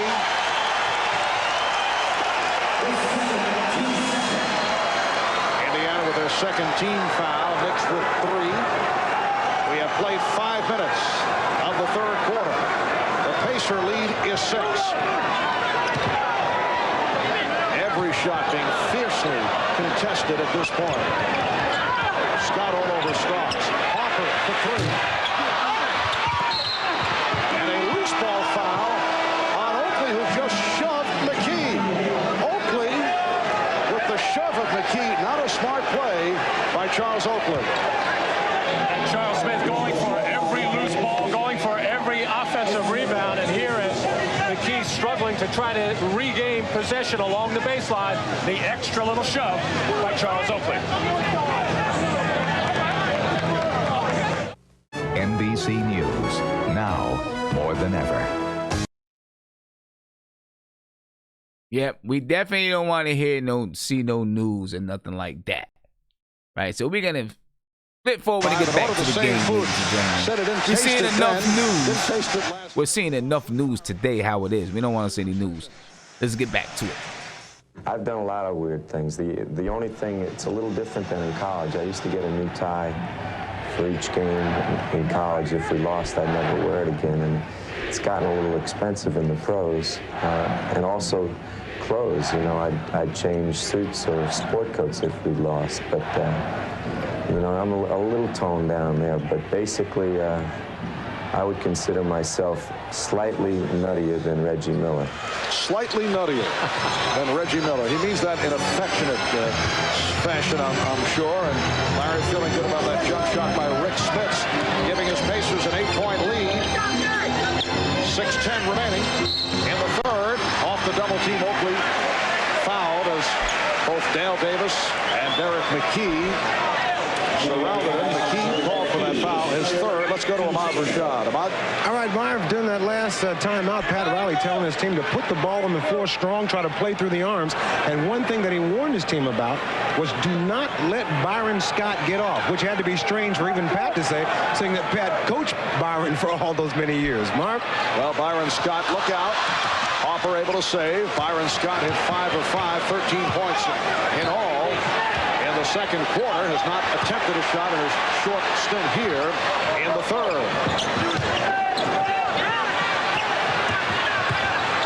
Starks with a hard driving move, and he's fouled. Well, Mike Mathis was going to call it against Indiana, but Jake O'Donnell, who was trailing the play, says no, the other way. It's on Starks. Well, Jake has a good look at it on the right baseline as Starks able to get by Davis and draw contact as Pat Riley was telling his players get to the basket, but Rick Spitz standing tall, taking the charge. 3 apiece on Mason.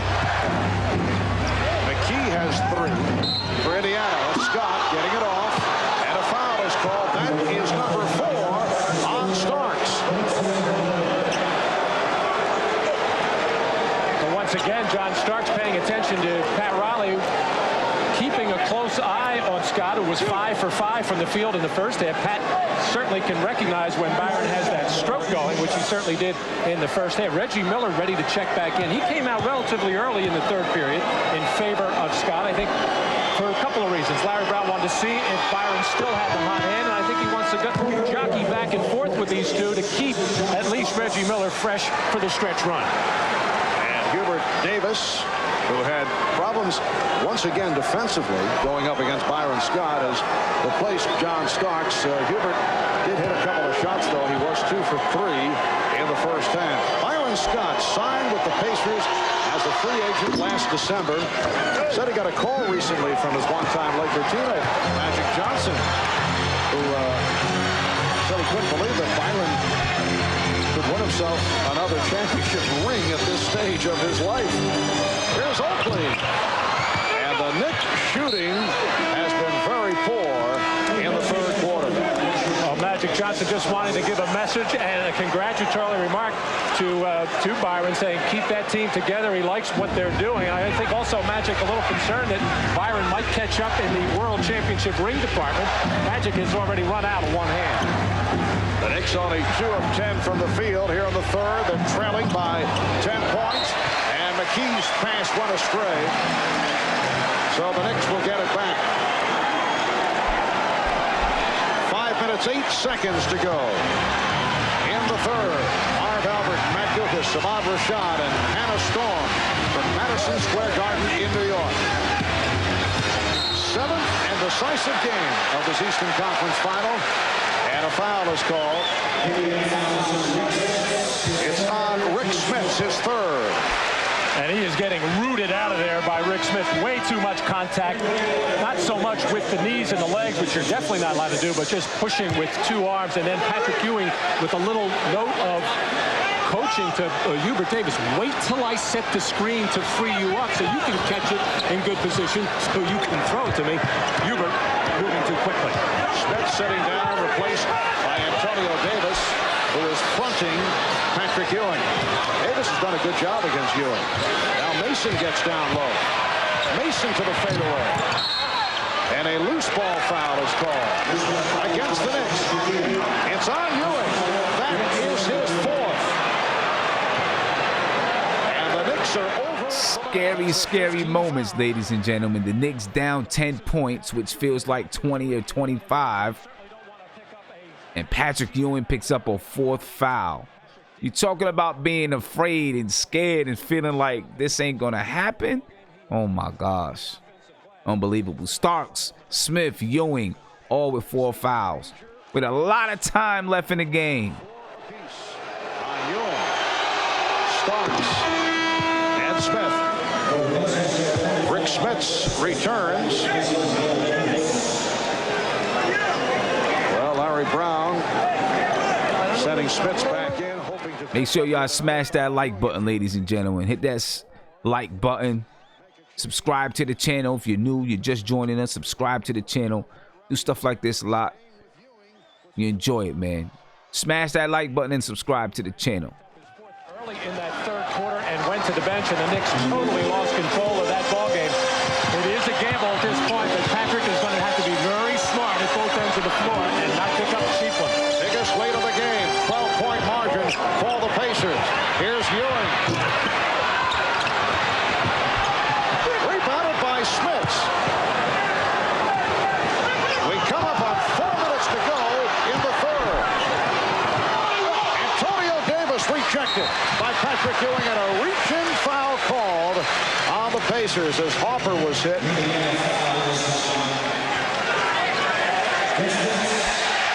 Smits picks up his 4th. And Patrick Ewing continues to be aggressive with those 4 fouls. Does not go for the foot fake or shot fake of Antonio Davis, but consciously goes straight up in the air, does not pick up any contact or foul, and gets away with a good block. Eric Hopper, 1 of 2 from the line. It's sitting down. Now LaSalle Thompson checks in. LaSalle Thompson played 10 minutes in the first half.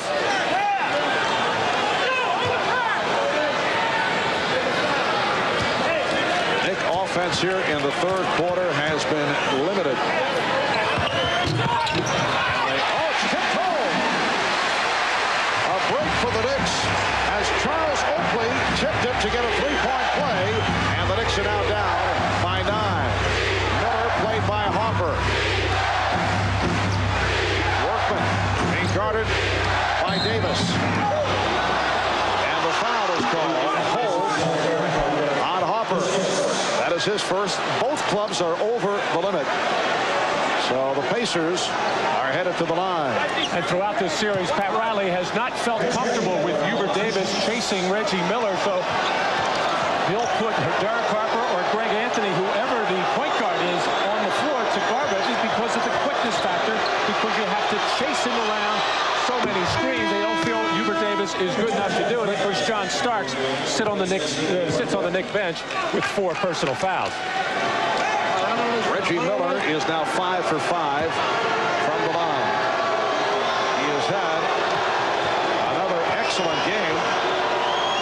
Of course, when Reggie has had the big numbers, he has turned it up in the fourth quarter. We still have 3 minutes and 50 seconds to go in the third. Indiana leads by 11.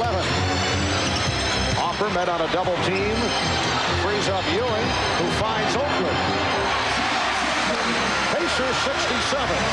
The Knicks 58. Patrick's been sharp all night long on seeing that double team and finding the cutters and finding the spot-ups. Miller with the runner.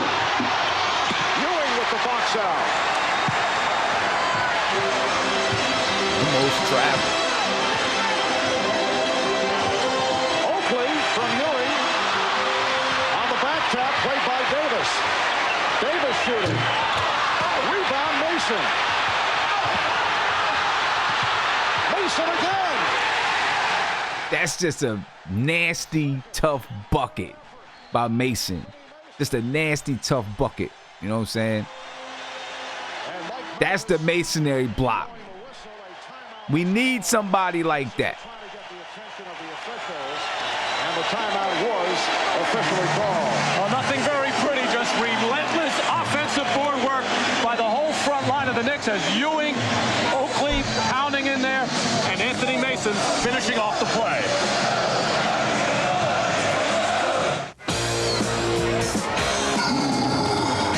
And we're going to skip through commercials, ladies and gentlemen. Skip through commercials and get back to this game.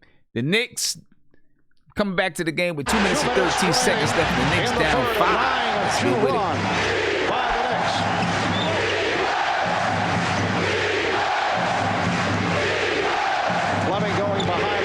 Set it up. Recovered by Antonio Davis. Last touch by Mason. Well, Derek McKee, who was very sharp with his passing in the first half, has thrown a couple of flippers in this one and surprising his teammates. The Pacers get away with a second opportunity here. And the Pacers shooting has cooled off. 4 of 14 from the field here in the third. Hopper was called for the push. That inbounds pass intended for Miller. So Hopper called for his second. Well, Derek trying to chase Reggie Miller off this screen, but grabbing and holding as Derek often does. Pat Riley talking to his team at that last timeout about Rashad overheard that warning his guards not to foul shooters on the perimeter. If you'll remember a few games back when Derek Harper was hitting Reggie Miller on those long jump shots, cost him the game. But that's just as bad there, trying to grab a guy coming off the screens. The officials are aware of how Derek Harper hand checks on defense. He can't make it that easy a call for the referee. And the Pacers have done a good job at the line here tonight. They're 15 of 19. And Miller is 8 for 8. Indiana 69. New York 62. Hopper fouled by Fleming. Both teams have been over the limit for some time. And now Hopper will head back to the line. That's 3 on Fleming.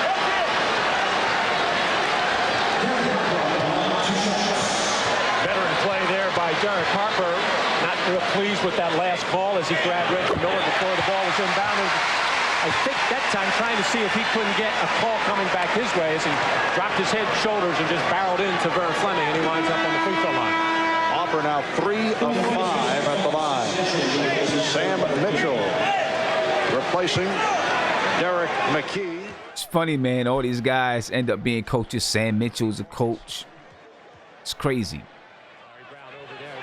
Rare, quiet moment here at Madison Square Garden making a call. It was either 32 or 42. You hear the 2 at the end of that. It's something for Reggie Miller.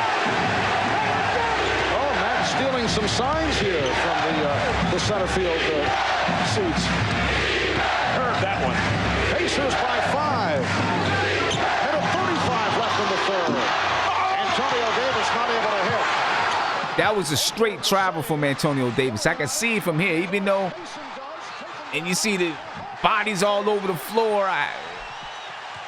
Intensity, I can feel the intensity now, but my man traveled on that play. But I can feel the intensity, man, as the Knicks climb the way back into the game, being down 12. Ewing kicks it back out. Hubert Davis inside, misses the tip. Oakley, they fight. What a battle. It's even hard to commentate it. You got to stop for a minute because they're battling out there. So many battles. I mean, you see Hubert Davis battling with Charles Oakley, and I loved it. For another offensive rebound for New York. They have been fierce on the glass. Davis giving away 3-4 inches to Miller. The officials checking with each other. Last touched by the Knicks. E6 on Patrick Ewing as it went right between the wickets. Well, the one major flaw in his game, Patrick Ewing, very small hands. And you can see the problems he has in handling the ball or losing the ball when he has to handle it. Ewing with the rebound. Pacers have missed the last 6 shots. 40 seconds to go in the third. Indiana by 5. Ewing puts the move on Antonio Davis. Yes, and it counts.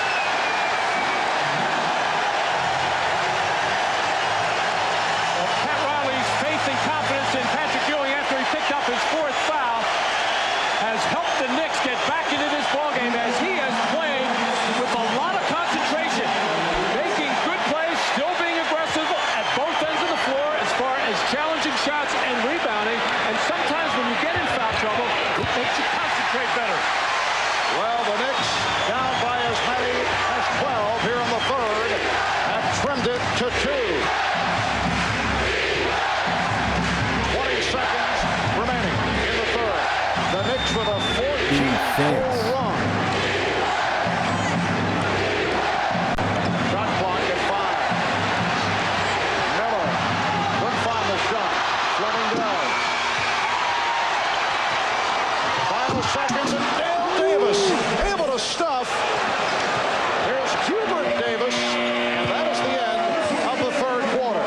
So Patrick Ewing with 17 points, 17 rebounds, and 4 blocked shots, hanging in playing with the 4 fouls. 17 rebounds, 17 points, and 4 blocked shots for Patrick Ewing, ladies and gentlemen. And I was going to go to my guys that's in the video chat at this time, but in the interest of time, we'll go ahead and we'll skip that. We'll get into the 4th quarter.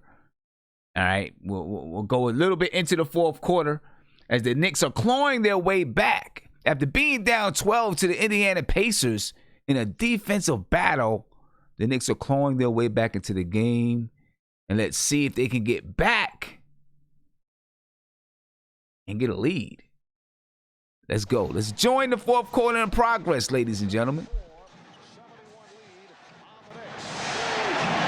Reggie Miller has missed his last 6 shots. McKee rejected by Ewing. That is his 5th blocked shot.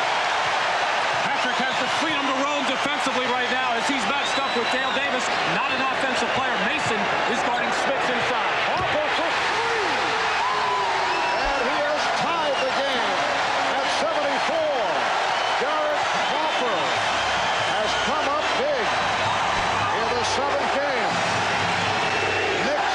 Pacers at 74 apiece. Here is Rick Smith.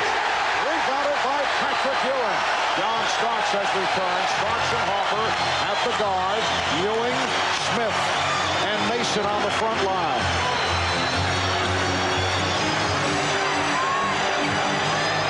Ewing played by Smith. Harper for three. And Smith with the rebound. Good defensive job that time by Smith. Aware now that Patrick is going to the offensive boards every time he kept his body between him and the basket. Workman eluding Harper. Ewing rebounds and takes it down for Harper. Another. See the outlet pass. Charles Oakley was known for doing that outlet pass, but you see the outlet pass by Patrick Ewing as the Knicks come back, ladies and gentlemen. And you see the Garden. You see the Garden going crazy. That's all we're asking for, ladies and gentlemen, is to see the Garden go crazy like that once again. As we skip through the commercial. Let's get back to it.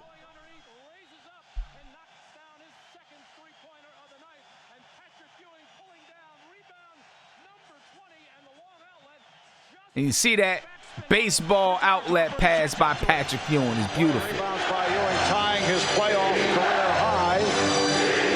Ewing also with 6 assists, 5 blocks, 17 points. Knicks with a 7-0 run. Off the leg of Harper, a new 24 for the Pacers. Let's go to Hannah Storm. Well, this is what Larry Brown told his team in this last huddle. He said, you are not playing to win, you are playing to lose. You guys need to loosen up. We need to play our game and be aggressive on offense. Mark? Thank you, Hannah. Strong words from Larry Brown, sensing perhaps some desperation. The past 2 games, the Knicks have had their difficulties in the fourth quarter against the Pacers. But Indiana not shooting well here. For the second half, 6 of 25 and turning it over. Well, right now, every pass is being challenged. In the 4 minutes of this fourth quarter, the Pacers have not gotten a good shot. And when they go to the offensive glass, it gives the Knicks a chance to run out. Starks, hand check by Miller, finds Ewing. Ewing puts the move on Smith. Ewing, and it's knocked out of bounds by Ewing. Still an aggressive offensive move by Patrick Ewing, and it's amazing when even he's been playing with 4 fouls for a lot of minutes now. The officials almost give you a break because if you're playing hard and aggressively and trying not to foul, they'll give you the benefit of the doubt. Well, Starks and Miller in a collision. They both went down. Smith's also playing with 4. Smith's, it counts, and the foul. Anthony Mason called on the foul, and Smith's will go to the line. Reggie working on the baseline, gets tripped from behind by John Starks and rolled over as Reggie's head hits the deck. Anthony Mason giving up about 6 or 7 inches to Rick Smith there. He is matched up with him to protect Patrick Ewing, to keep from having to guard Smith, and also to enable Patrick to hang around inside, block and chase. Byron Scott is another guy that's coaching in the NBA now. The free throw line. Well, Smith's making his first appearance at the line, not able to give the Pacers the lead. You saw Reggie Miller over at the Indiana bench. He's been replaced by Byron Scott. Looked like Miller took a shot in the head off that collision. Ewing with a drop step. Yes, and it counts. And that is number 5 on Smith.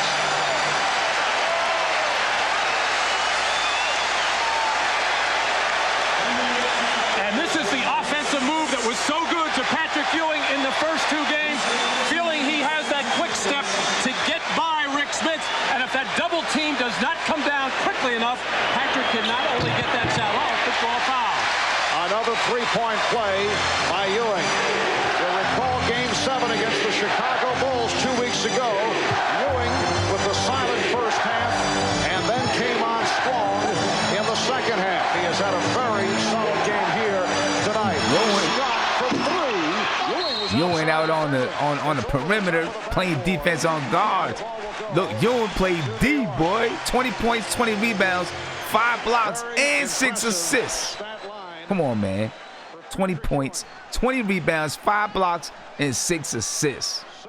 Guy wasn't a joke. Remaining in the fourth quarter. The Knicks trailing by as many as 12, now lead by 3.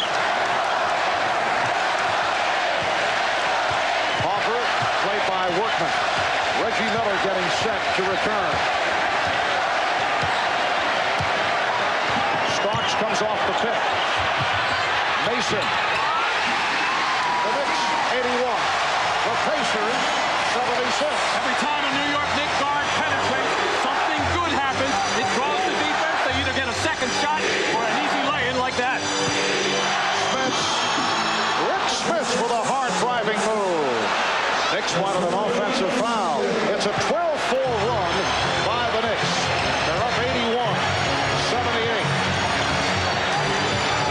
Just under 6 minutes to go in the fourth. Not a good shot by Hoffer. Air ball on a turn. Derek Harbor was wilding with that one. He was tripping with that one. Haywood Workman played on a switch by Patrick Ewing. Myron Scott, yes. 17 for Scott. And the Knick lead is down to 1. Pat Riley wants to talk it over with 5:36 remaining in the fourth.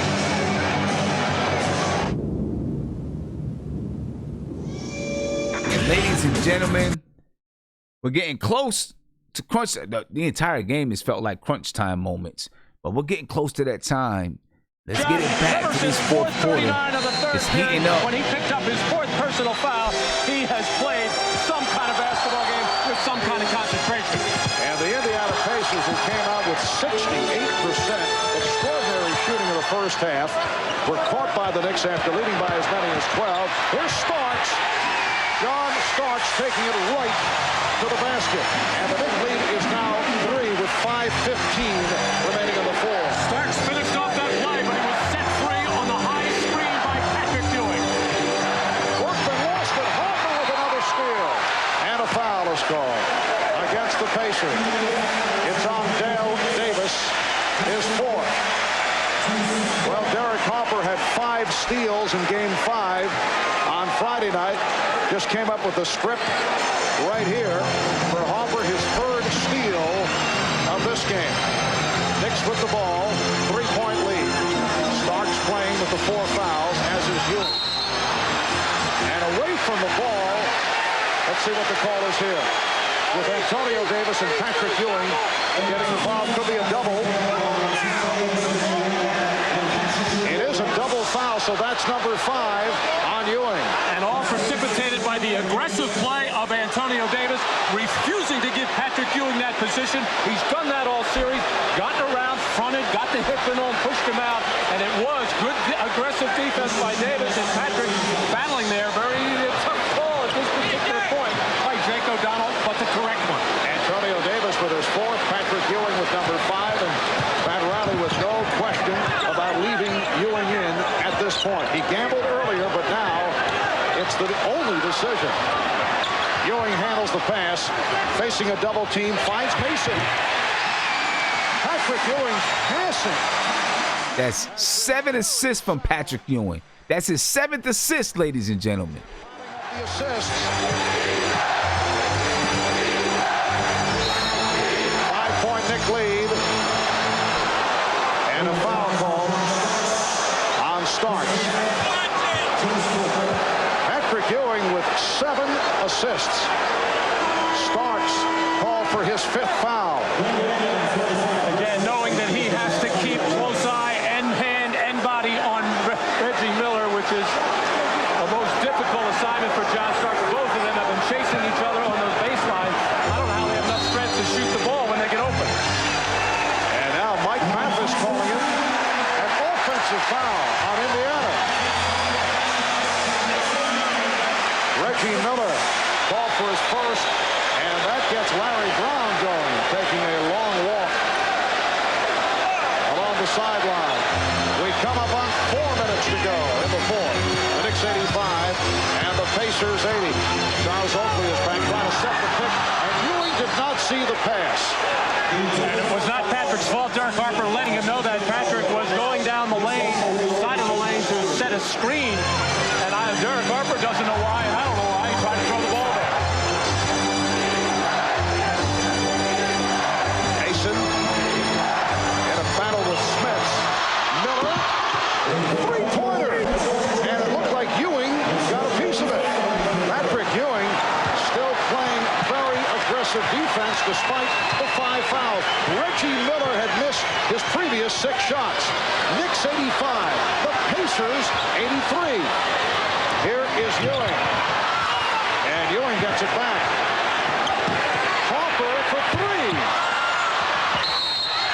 and a loose ball foul called. It's on the Knicks. It's on Mason. Reggie Miller coming out higher and wider off this pass by Derek McKee. Good pressure by Charles Oakley, and Patrick doing his job, coming out as far as he has to challenge that shot. He may have just ticked the ball. He definitely got part of the hand of Reggie Miller on that shot. Mason is called for his 5th foul. Indiana ball. They are down by only 2. 3:15 remaining in the 4th quarter. Miller lost it. Recovered by Dale Davis. And Harper is on it.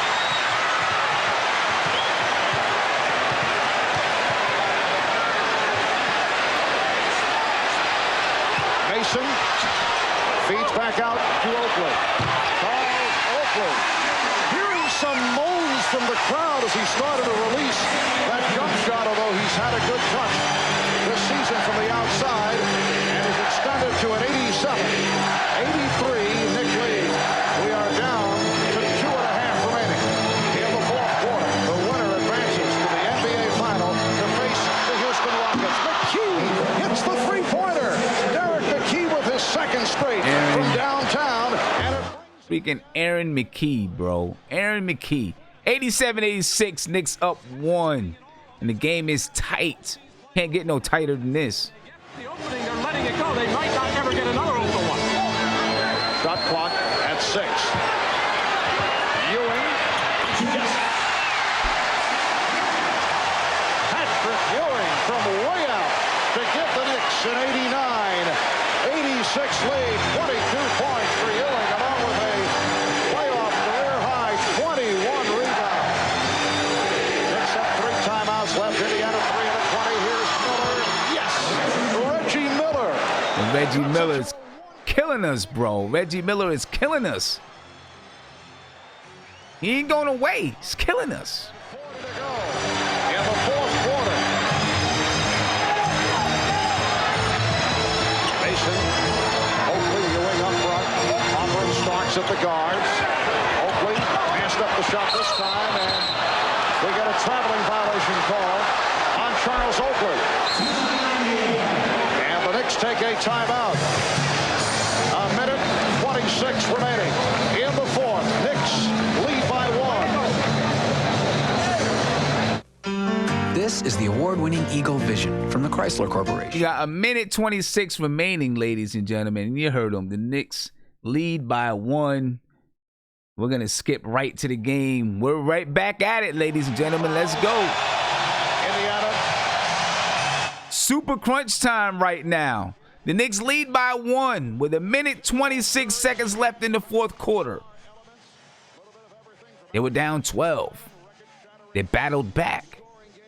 Now they got to finish it. 4th quarter performance by Reggie Miller. A little celebrity trash talking episode, plus players and coaches on the Knicks complaining about criticism by media and fans. And it comes down to a terrific 7th and final game. A minute and 20 remaining as Workman sets up against Harper. Smith and Ewing each with 5. Smith's able to get in, but could not hit. Rick Smith with a beautiful roll, but could not score.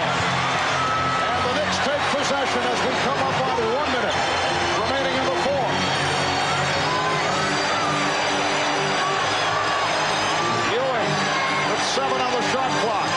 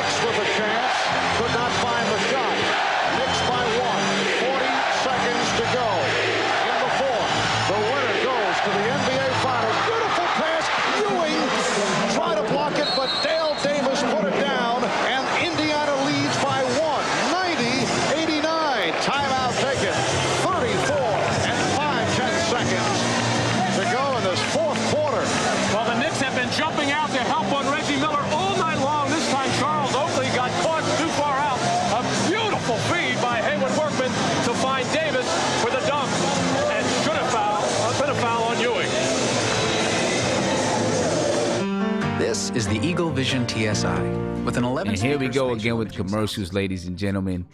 And you know, they always seem to have commercials at the wrong time. At the most intense moments, they want to go into a commercial. Obviously, that's when the most people are watching.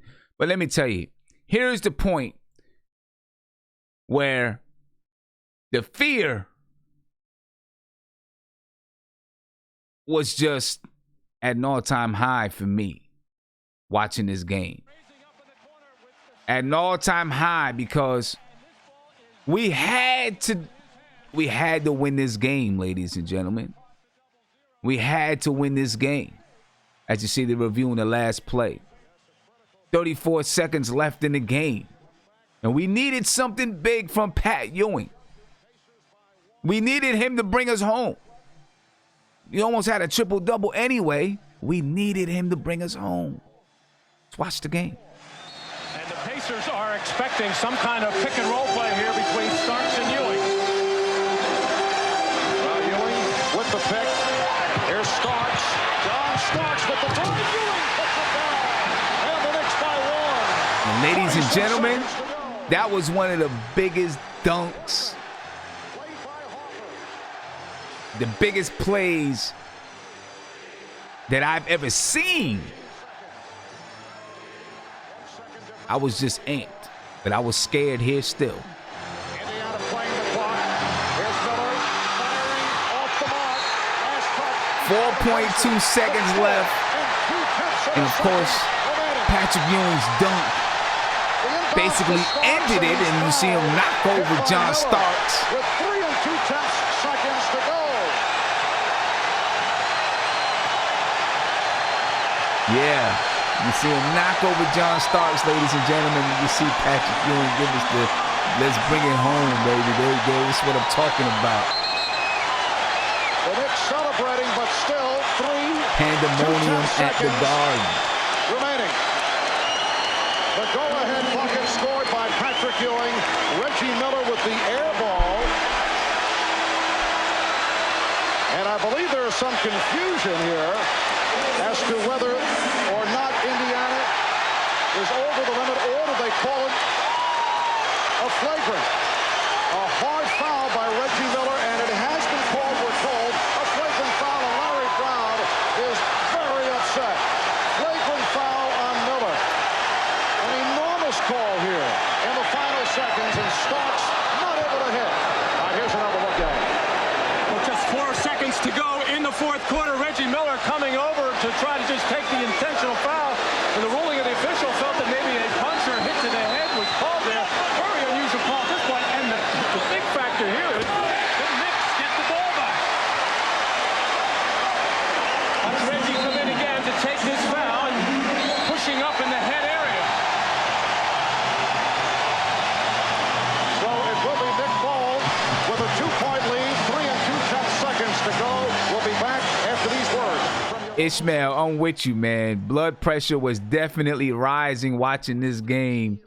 There's no way that it couldn't, because the Knicks had to make it to the finals. They had to make it. Let's get back to the game. Big show there by Charles Oakley, who got burned on the play before on the Dale Davis dunk. This time the show forced the poor shot by Reggie Miller. And now the Pacers are over the limit. So Starks to the line. 2 8/10 seconds remaining. The clock readjusted. The Knicks lead 92-90. John Starks 2 of 4 at the line. With 16 minutes remaining in the game, Indiana had a 12-point lead. They were in front 65-53. And John has to be careful here from the Knicks' perspective, turning around and saying something to Hayward Workman after he made that free throw. You do not want to pick up a technical at this point. Indiana has 2 and a 20 remaining. Knicks 1 timeout left. Knicks by 4. Pacers take a timeout.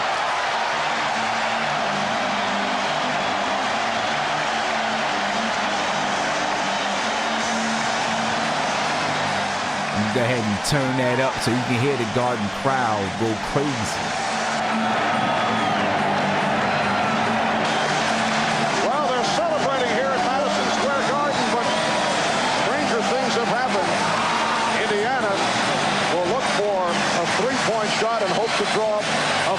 with 2 and 8/10 seconds remaining. I think we'd be the most shocked people in the world if there's a foul called here. Any kind of play coming inbounds and then release beyond the three-point arc. It might get there in about a second and a half. They'd have to shoot a line drive, but the Knicks have this ball game. But both teams playing their hearts out, playing the kind of defense that we saw throughout the series. And the big difference tonight for New York was the overwhelming advantage they had on the offensive glass, and just a tremendous performance by Patrick Ewing. Look at the guard, man. Look at the guard. That's a beautiful sight. Well, back for the second straight series in a 7th and deciding game, and there have been questions concerning Patrick Ewing rising in that situation. Patrick Ewing did rise. One of the great games in his NBA career, and he's been in foul trouble throughout, but Ewing with 24 points, a playoff career record, 22 rebounds, a personal mark for Ewing, 7 assists, which is most unusual, and 5 blocked shots, 11 of his 22 rebounds off the offensive board. But this game will also be remembered for that critical flagrant foul call by Mike Mathis that was made on Reggie Miller. Certainly the Indiana Pacers vehemently disagree. And of course, Pat Riley talking to his team about the importance of holding Reggie Miller down, and they did it in this ballgame. Eric McKee getting set to throw in. The Knicks with 28 offensive rebounds. The NBA playoff record, 30. That also a key factor. The Knicks by 4. 2 and 8/10 seconds to go. And here's Workman for the three-point shot. And that will do it. The New York Knicks headed to the NBA Finals to go up against the Houston Rockets beginning Wednesday at the Summit. And they are celebrating here at Madison Square Garden. It was a terrific run for the Indiana Pacers. But let's go right now to Ahmad with Patrick Ewing. All right, thanks, Mark. Patrick, you had a wonderful one, probably the best game of your entire career. In a situation like this, to be a superstar, you have to rise to the occasion. You did just that. Oh, yeah, you know, we were running plays for the jump shot, and I told Coach, forget all that stuff. Give me the ball, and if I'm going to lose, let me lose it. But I feel happy my teammates came through for me, and we're going to the final. You're on your way to play for a championship. Congratulations. All right, back to you, Marv. All right, Ahmad. Well, Hakeem Olajuwon and his Houston Rockets have the advantage over Patrick Ewing and the New York Knicks in decisive fashion, winning both regular. You heard Ewing. You heard what he said. Forget all that stuff.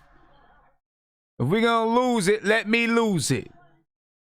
Put it on my back. Put it in my hands. It's Patrick Ewing told the coach. Put it in my hands. None of this other garbage. You know what I'm saying? So, ladies and gentlemen, great game. That was a great game. Now I want to get to my guys in the chat. I'm coming to you guys in the chat, man. You know, I know you guys been waiting for a while. All right, Freezy, I'm coming back to you, my man. Hey, I'm still excited, man. Big Freezy, what's going on, man? Hey, man, I'm excited, man. You heard Pat? You heard Pat him? Ewing? You heard Beef? Yeah, man. If like, anyone's gonna lose it, forget all that stuff. Give me the ball. Yeah. Beef was like, if we gonna lose on my shoulders. Exactly. You know what I'm saying? Yeah, man. That still get me excited, man. Dudes was playing together. Everybody came out there. They was playing for each other, man. You know, these dudes setting screens, diving on the floor. Man, it was crazy. Yeah, man. It was crazy, man, watching the Knicks, man. And this is genuine, too. This is like they genuinely playing hard for each other. They want to win together, man. Right. No selfish, you know what I'm saying? This is what we hope to God and be like. And then I heard they played the organ the whole game. Yeah, man. I mean, it was crazy, man. One of these days, the Garden will be back there. It'll be back there. Yeah, we'll get it back. Yeah, man. We'll get it back. You know, it's great memories. You know what I'm saying? Guillermo? 22 points, or 24 points, 22 rebounds, 5 blocks, 7 assists. 7 assists. Don't talk to me. I don't want to hear no one talk to me about on some disrespectful on Patrick Ewing stuff. Even Shaq said, yo, when you talk about greatest centers of all time, do not forget Patrick Ewing, one of the greatest centers, one of the greatest shooting centers of all time. He gets little respect, and it's uncalled for. I salute to Shaq for that, man, because, bruh, that put back. Oh man, this I just hate because we know how this comes out, but man, even in today's playoff games, man, you don't feel that intensity anymore. No. And you don't even if you're not a Knicks fan, like unless you really hate the Knicks, right? If you're a casual fan, you know what I mean, you watch that game, you feel it. Like right. You would be like, damn, if I were a Knicks fan, this would be great. I'm not, but salute to you know what I mean? You don't feel that passion anymore, man. And for him to say, yo, put on my shoulder. Today's game, Sim, the only time you hear somebody say, yo, put on my shoulder is after they won. You know, they're like, oh, yeah, you know, I just want to carry the team, man. I think I'm a leader, blah, blah. These guys, man, like Patrick Ewing I'm pretty sure he said in the locker room, put on my shoulders, man. Game 7, we screwed up game. Put on my shoulders, bro. And what did he do? Deliver, man. So that's it, man. I just. What about my man Starks? My man Starks was fearless. Starks was. You seen Starks go to the basket? Yeah, Starks had heart. A lot of guys don't have that heart anymore, bro. But and someone said, "Rest in peace, Ahmad." Ahmad Rashad is still alive, guys. Please don't wish that, but don't speak that into existence, man. He's 7 years old, so salute to Ahmad Rashad. But it's just crazy just to watch Oakley with his little mid-range shot. I'm not a little because he's actually hitting shots deep in it too. If he stepped back a little bit, it's a 3. But it was just fun to watch how guys who you think were just purely role players, when they all play their role, you can come out, at the pinnacle. And I understand, like the Rockets, they had Olajuwon, but again, that team, you talking about guys like Vernon Maxwell, Kenny Smith, Clyde Drexler, Sam Cassell. They still have role players too, and it's like you saw the coaching. You know what I mean? The interesting thing about these game sim is that back then you saw coaches can coach. Now you had guys who were prickly. You had the George Calls. You had who's this guy? The one that got choked out by Sprewell on the Warriors. PJ Carlesimo. Yeah, coaches who were just terrible people. Period. But it was fun to watch chess matches between coaches where you knew the game wasn't all right. Who has the most star power? Who can hit the most threes? Right? It was who do we defend? How do we defend Reggie Miller off the screens? Right? And side note, go and watch. There's a really good video on Reggie Miller. I think he was with Shaq. It was on the like one of those before the NBA, before they had that show. But it was like one of those like behind the NBA things where they have a little makeshift court and they show a little place.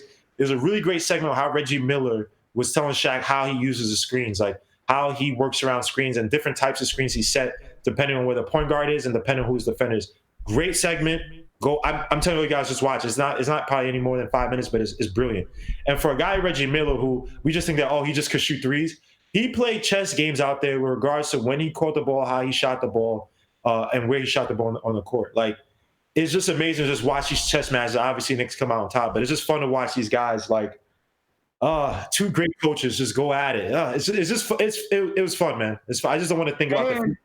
And with Reggie Miller, if any team needed a clutch basket in crunch time, aside, I'm gonna set Michael Jordan aside.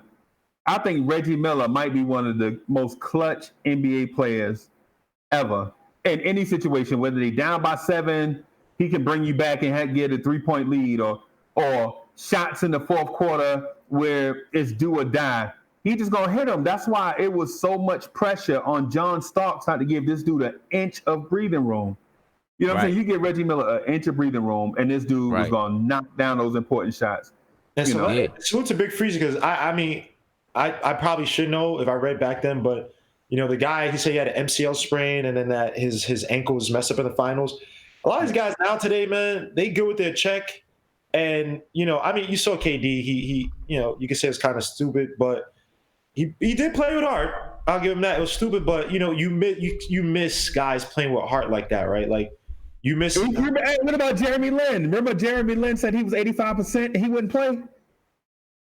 Yeah.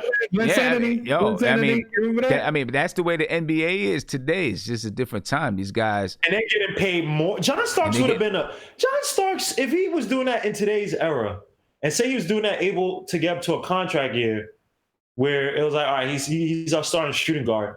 He would be paid out the wazoo, right, for some of these performances, bro. Right. The dude had a grade 2 MCL sprain, right?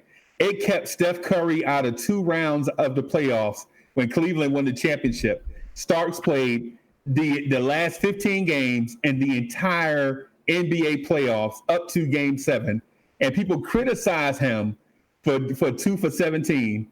Them jokers they need their asses whooped for that. And just real quick, so I know you got to move on soon, but I just want to say, somebody in the chat said, "How is Patrick Ewing how is he slept on?" Well, when you hear these clowns on ESPN, when they try to make the LeBron is better than Jordan argument, right? They say, who did Jordan play in the playoffs? And they point out I heard Colin Cowherd with his slobbering lisp of a talk. He would say, well, they had to play the Knicks. The Knicks? Who did the Knicks have? Who did the Knicks have, bro? You were alive in the 90s, bro, right? You understood that it wasn't every team had a bunch of all-stars on each team like they have now, where they can stack and play with friends that they love to play. Even the Jordan Bulls, as talented as, say, even the first three-peat team was, when you look on paper, the two guys that you can say, all right, these are their two legit stars were Jordan and Pippen. And Pippen was you could argue was more of a developmental guy where he had to develop into that. He wasn't drafted as a star, because remember, he got drafted by. So these people try to disrespect guys like the Knicks. There was nuance, yes. There was grit and grind, yes. And a lot of teams fought. Jordan or those guys fought, pushed back and fought against teams physically. The Hornets with freaking Muggsy Bogues and Alonzo Mourning, Larry Johnson, the Heat, the Pacers, the Knicks, all these guys were physical with each other. But they try to make it seem like every game was just in a football brawl. I'm like, no, dude, there was nuance. They were why are coaches in the 90s respected way more than they are now? Because they're actually able to coach. So Colin Cowherd, I know you want to be on LeBron's good side, and you want him to help you out, give you some money for your list or whatever. But bruh, the teams back then were very talented. It's just that they weren't given a green light to shoot 33s a game, because if they weren't given a green light to shoot 33s a game, they would sit in pot and wouldn't play in a game. These guys were grown men. So all that stuff about this, when they talk about disrespect, they disrespect Ewing by making it seem like his era was this rudimentary, just dilapidated, just this garbage form of basketball, which is far from the truth. There's a lot more nuance in today's game than there is today. Oh, definitely. Hey, Freezy. So after the Knicks won, and I want to give a big shout out to Ishmael for the super chat. He asked the question. First, he said, thank you for thank me for doing these shows. Just looking back at some of the old Knicks. Hey, games. we all thank you for that, man. I appreciate that. Great. But how'd you celebrate after the game, man? That's what he asked in the super chat. How we celebrate after the game? How'd you celebrate after the game? Shit, I spent that $50. What you talking about, man? Yo, I got my $50. I went, of course, I went to the party, of course.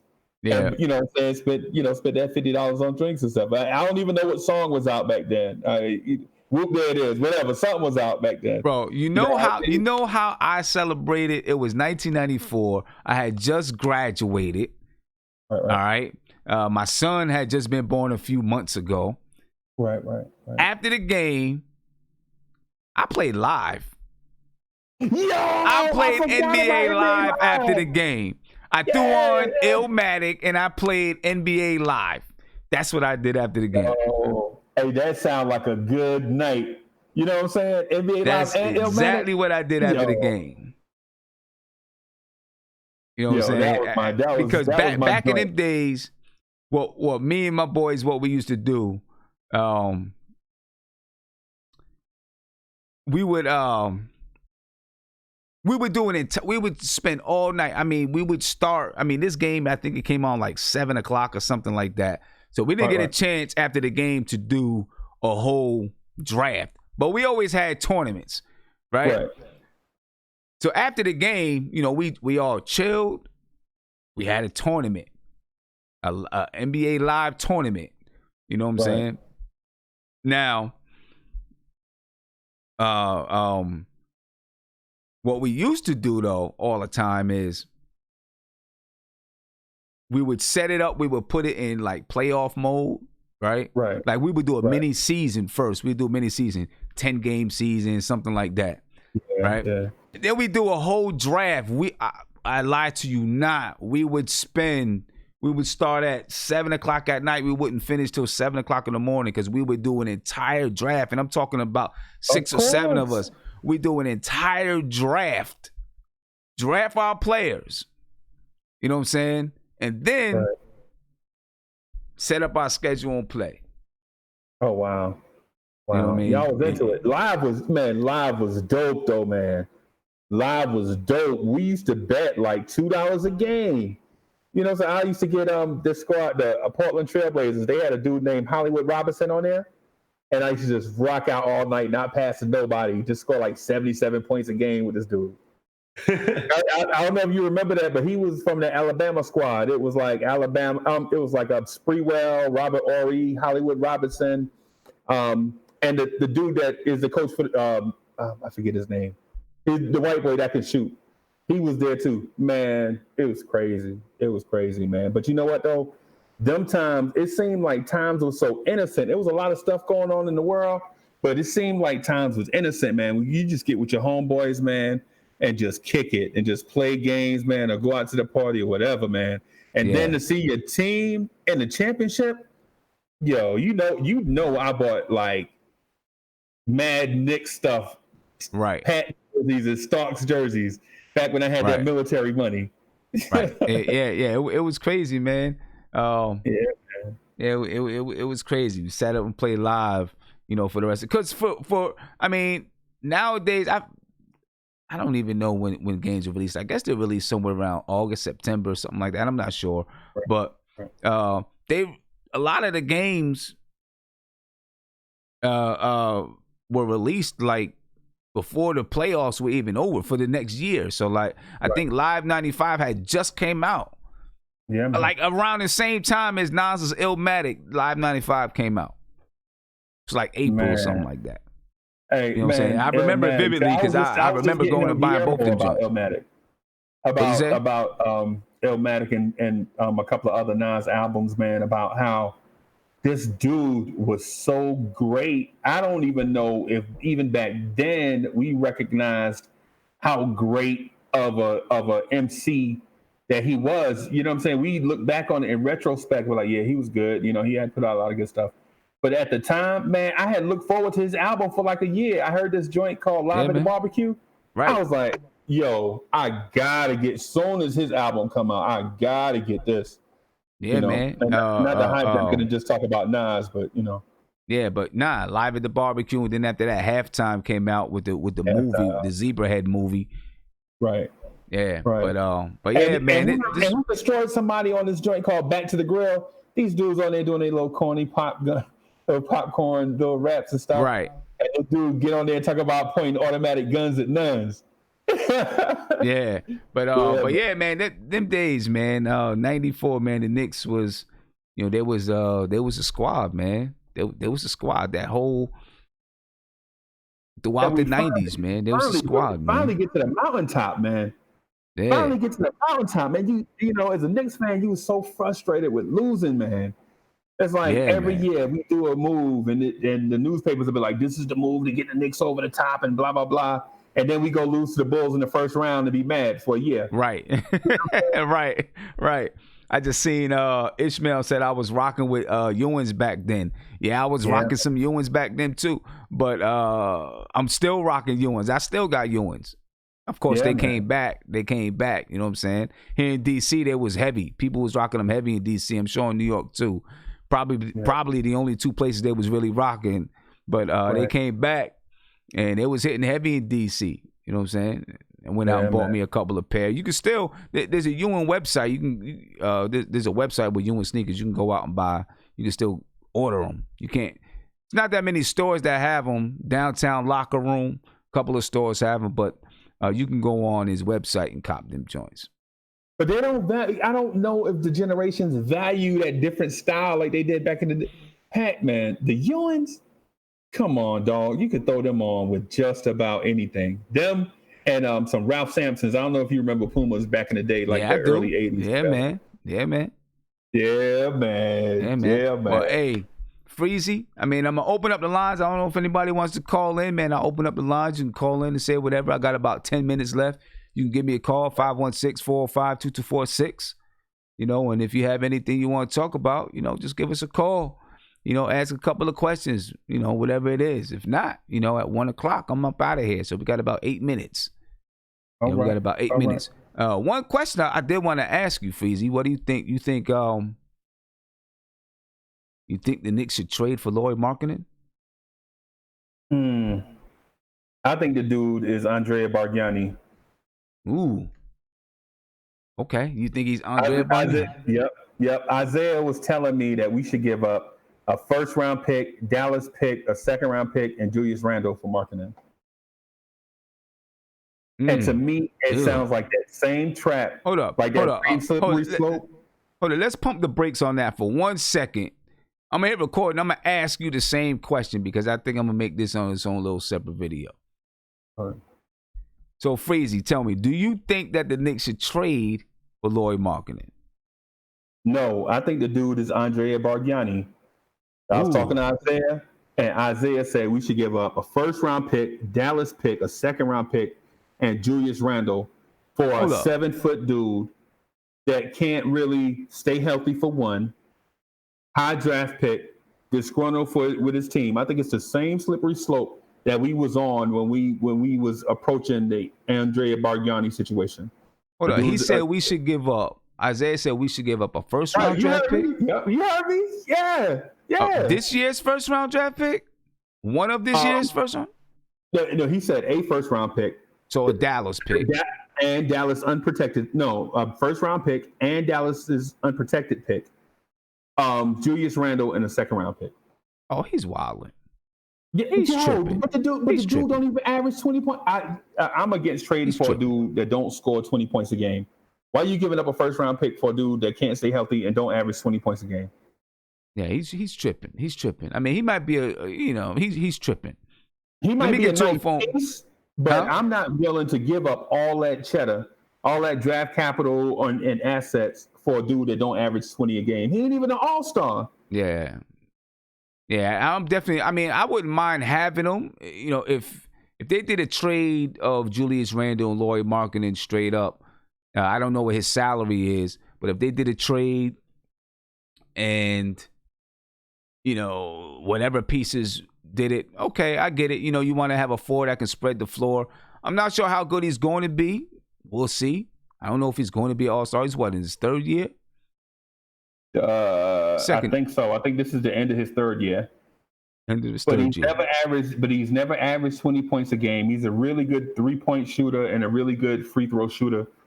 But he don't stay healthy, and he already disgruntled with a bad organization. So we're asking the Bulls to give him to us for a whole bunch of stuff so he can come to a bad organization. Yeah, I'm not giving up no draft capital for him. It's not happening. Man, we ain't. I ain't doing that at all. That's not happening. He's not even because think of, if he was a franchise type player, they would do everything in their power to get him, to keep him, and have him be happy. Right. And we'll see. They just said he's disgruntled. If things don't change, then he'll ask to leave. So we'll see what happens. Let me get to a phone call. All right. Caller, you're on live with Nothing But Knicks. What's poppin'? Hey, how you doing? I'm pretty good. How you doing? Good. This is DC Livers of Black Press Radio. I love this show. You guys are doing great. I just wanted to call in and just say y'all doing amazing. Actually, this is better than what we Knicks reporters put together. So this is a really hot show, and I'm so happy to finally be able to talk about some sports, even though it's day 24. Yeah, man, it's been a long time. Yeah, like 24 days. Yeah. You guys are doing fantastic, and I think your trade, the things you're talking about for the trades are really great. But I need you to remember the most important thing. There's a virus in the Garden, and it's called James Dolan. And until that, until that gets cleared up, why would I want to send anybody to the Garden? I mean, I've been covering the Knicks for 11 years, and it has been one of the most stressful experiences of my life these last couple of years, and I don't know why when the guys call me and ask me in advance, I tell them straight up, don't come because you're going to leave, right? Every good thing you have, all your good juices, all your good juju, it's going to get sucked up.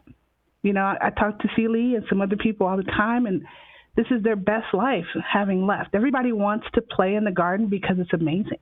Every day I walk in there, I just can't believe I get to, you know, work there. But that's just as a fan, that's just as a reporter, that's just as a person, and it's all spoiled because the administration, the ownership will refuse forever and ever to put what's best. So until, and I love you, Adam Silver, but until you man up and make this man sell this team, I think this is all just a moot point. But that's just my thoughts. I won't take up all your time. I know you have other callers. Thanks for taking the call, and congratulations. It's such a dope show. Thank you. I appreciate it. You're welcome. All right, have a good one. I hope not, man. Yeah, I know a lot of people they be coming at Dolan, man. I know, I get it. I understand what Dolan's about. I mean, how did Dolan do it with the Rangers but can't do it with the Knicks?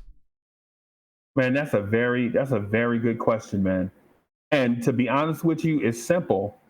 James Dolan puts up the resources for the Rangers and gets out of the way because he don't know hockey. You know what I'm saying? All he is a hockey owner. You know what I'm saying? With basketball, you know, the crowd is a little bit different. The supporters, we won't sit back and wait on a rebuild till it's finished, because we'll start slinging arrows at everybody. Meanwhile, Rangers with a different crowd, and I'm a hockey fan too. I just like the Devils instead of the Rangers. But you watch how the Rangers were built from the ground up. The Knicks, we try to build from the ground up, and we just get impatient with it and force the owner to do something, as opposed to letting him stand out of the way like he wants to do, and let this thing come to fruition. And the other thing too is the Rangers were lucky with getting very high draft choices and players that panned out. But in years where the Knicks are in the lottery, the Knicks don't. The Knicks missed on Steph Curry by 1 pick. The Knicks missed on Zion Williamson by 2 picks. They missed on Ja Morant by 1 pick. You know what I'm saying? In a draft where they could have traded up and got Luka Doncic or something like that just by using draft picks, the fan base was against trading draft picks, even if they could have acquired a cat like Luka Doncic. So it's like a very tough situation to be in for James Dolan. My instinct is that the dude just wants to own the team and stay out of the way, but he can't do that. Yeah, I don't know, man. Ishmael, thank you for the super chat. You said, I'd trade Randall and DSJ for marketing. Would you do that? Randall and DSJ for marketing. I don't know if the money matches up, but. Yeah, I would do that. I could see doing that because marketing fits our timeline too. So, you trade, you swap positions, you trade a stretch four for a stretch four, and you get a disgruntled point guard off your team. So. Yeah. Well, or you trade a pounding for, which is what Julius Randle is, a guy that can bang underneath, because he can't knock it down like marketing can. No, he's not a stretch. No, I'm saying that knowing that the dude can't shoot. You know what I'm saying? Okay. But the dude wants to be a stretchy four. That's why you see him on the wing dribbling towards the basket, all kind of shooting threes with the lowest 3-point percent. Yeah, the dude is definitely an inside out power forward, but he wants to be a stretchy playmaking power forward, and he's not. So here's the thing. You're not going to be trading Julius Randle for Lauri Markkanen. It's going to be a much bigger trade. Right. Or if you do, you're going to be taking it back some other salary, because Lauri Markkanen makes $5.3 million. Right. He makes $6.7 million next season. And then there's a team option. A qualifying offer at $9 million in 2021, 2022. Right. Okay. Right. So you're not trading Julius Randle and Lauri Markkanen straight up. You might trade Dennis Smith Jr. and Lauri Markkanen straight up, but the Bulls not going to want Dennis Smith Jr. No. So it's going to be. They'll probably make us eat some salary. It's going to be something, right? So right. I mean, how do you make the trade? Who do you trade? Right. Looking at how much he makes, who do you trade? Would you trade Kevin Knox for him, and then do something else with Julius Randle? Because you can't have Lauri Markkanen and Julius Randle, in my opinion. Right. Right. I mean, I know we had Bobby Portis and Julius Randle, but Bobby Portis is cool with coming off the bench. All right, you got Lauri Markkanen and Julius Randle. Neither one of these guys are going to be cool with coming off the bench. Right. Unless you're planning on playing one of them at center. Well, I saw a stat that said Lauri Markkanen played 20% of his actual floor minutes at center, like 5% at small forward, and the remainder at power forward. So if you get a Lauri Markkanen, then you definitely have to pencil him as into that power forward position. The thing is, though, in order for us to get a Markkanen, I believe we would have to trade one of those draft picks that Isaiah was talking about. You know, if you're talking about trading multiple picks, then I'm out. I would rather just sign a Davis Bertans from Washington or Christian Wood when they hit free agency. Okay. I'm not. You know, I'm not giving up anything serious for Lauri Markkanen. No, not for a dude because we've gone through this before with a 7 foot power forward that can't stay healthy. We already went through this before with a guy. I feel you.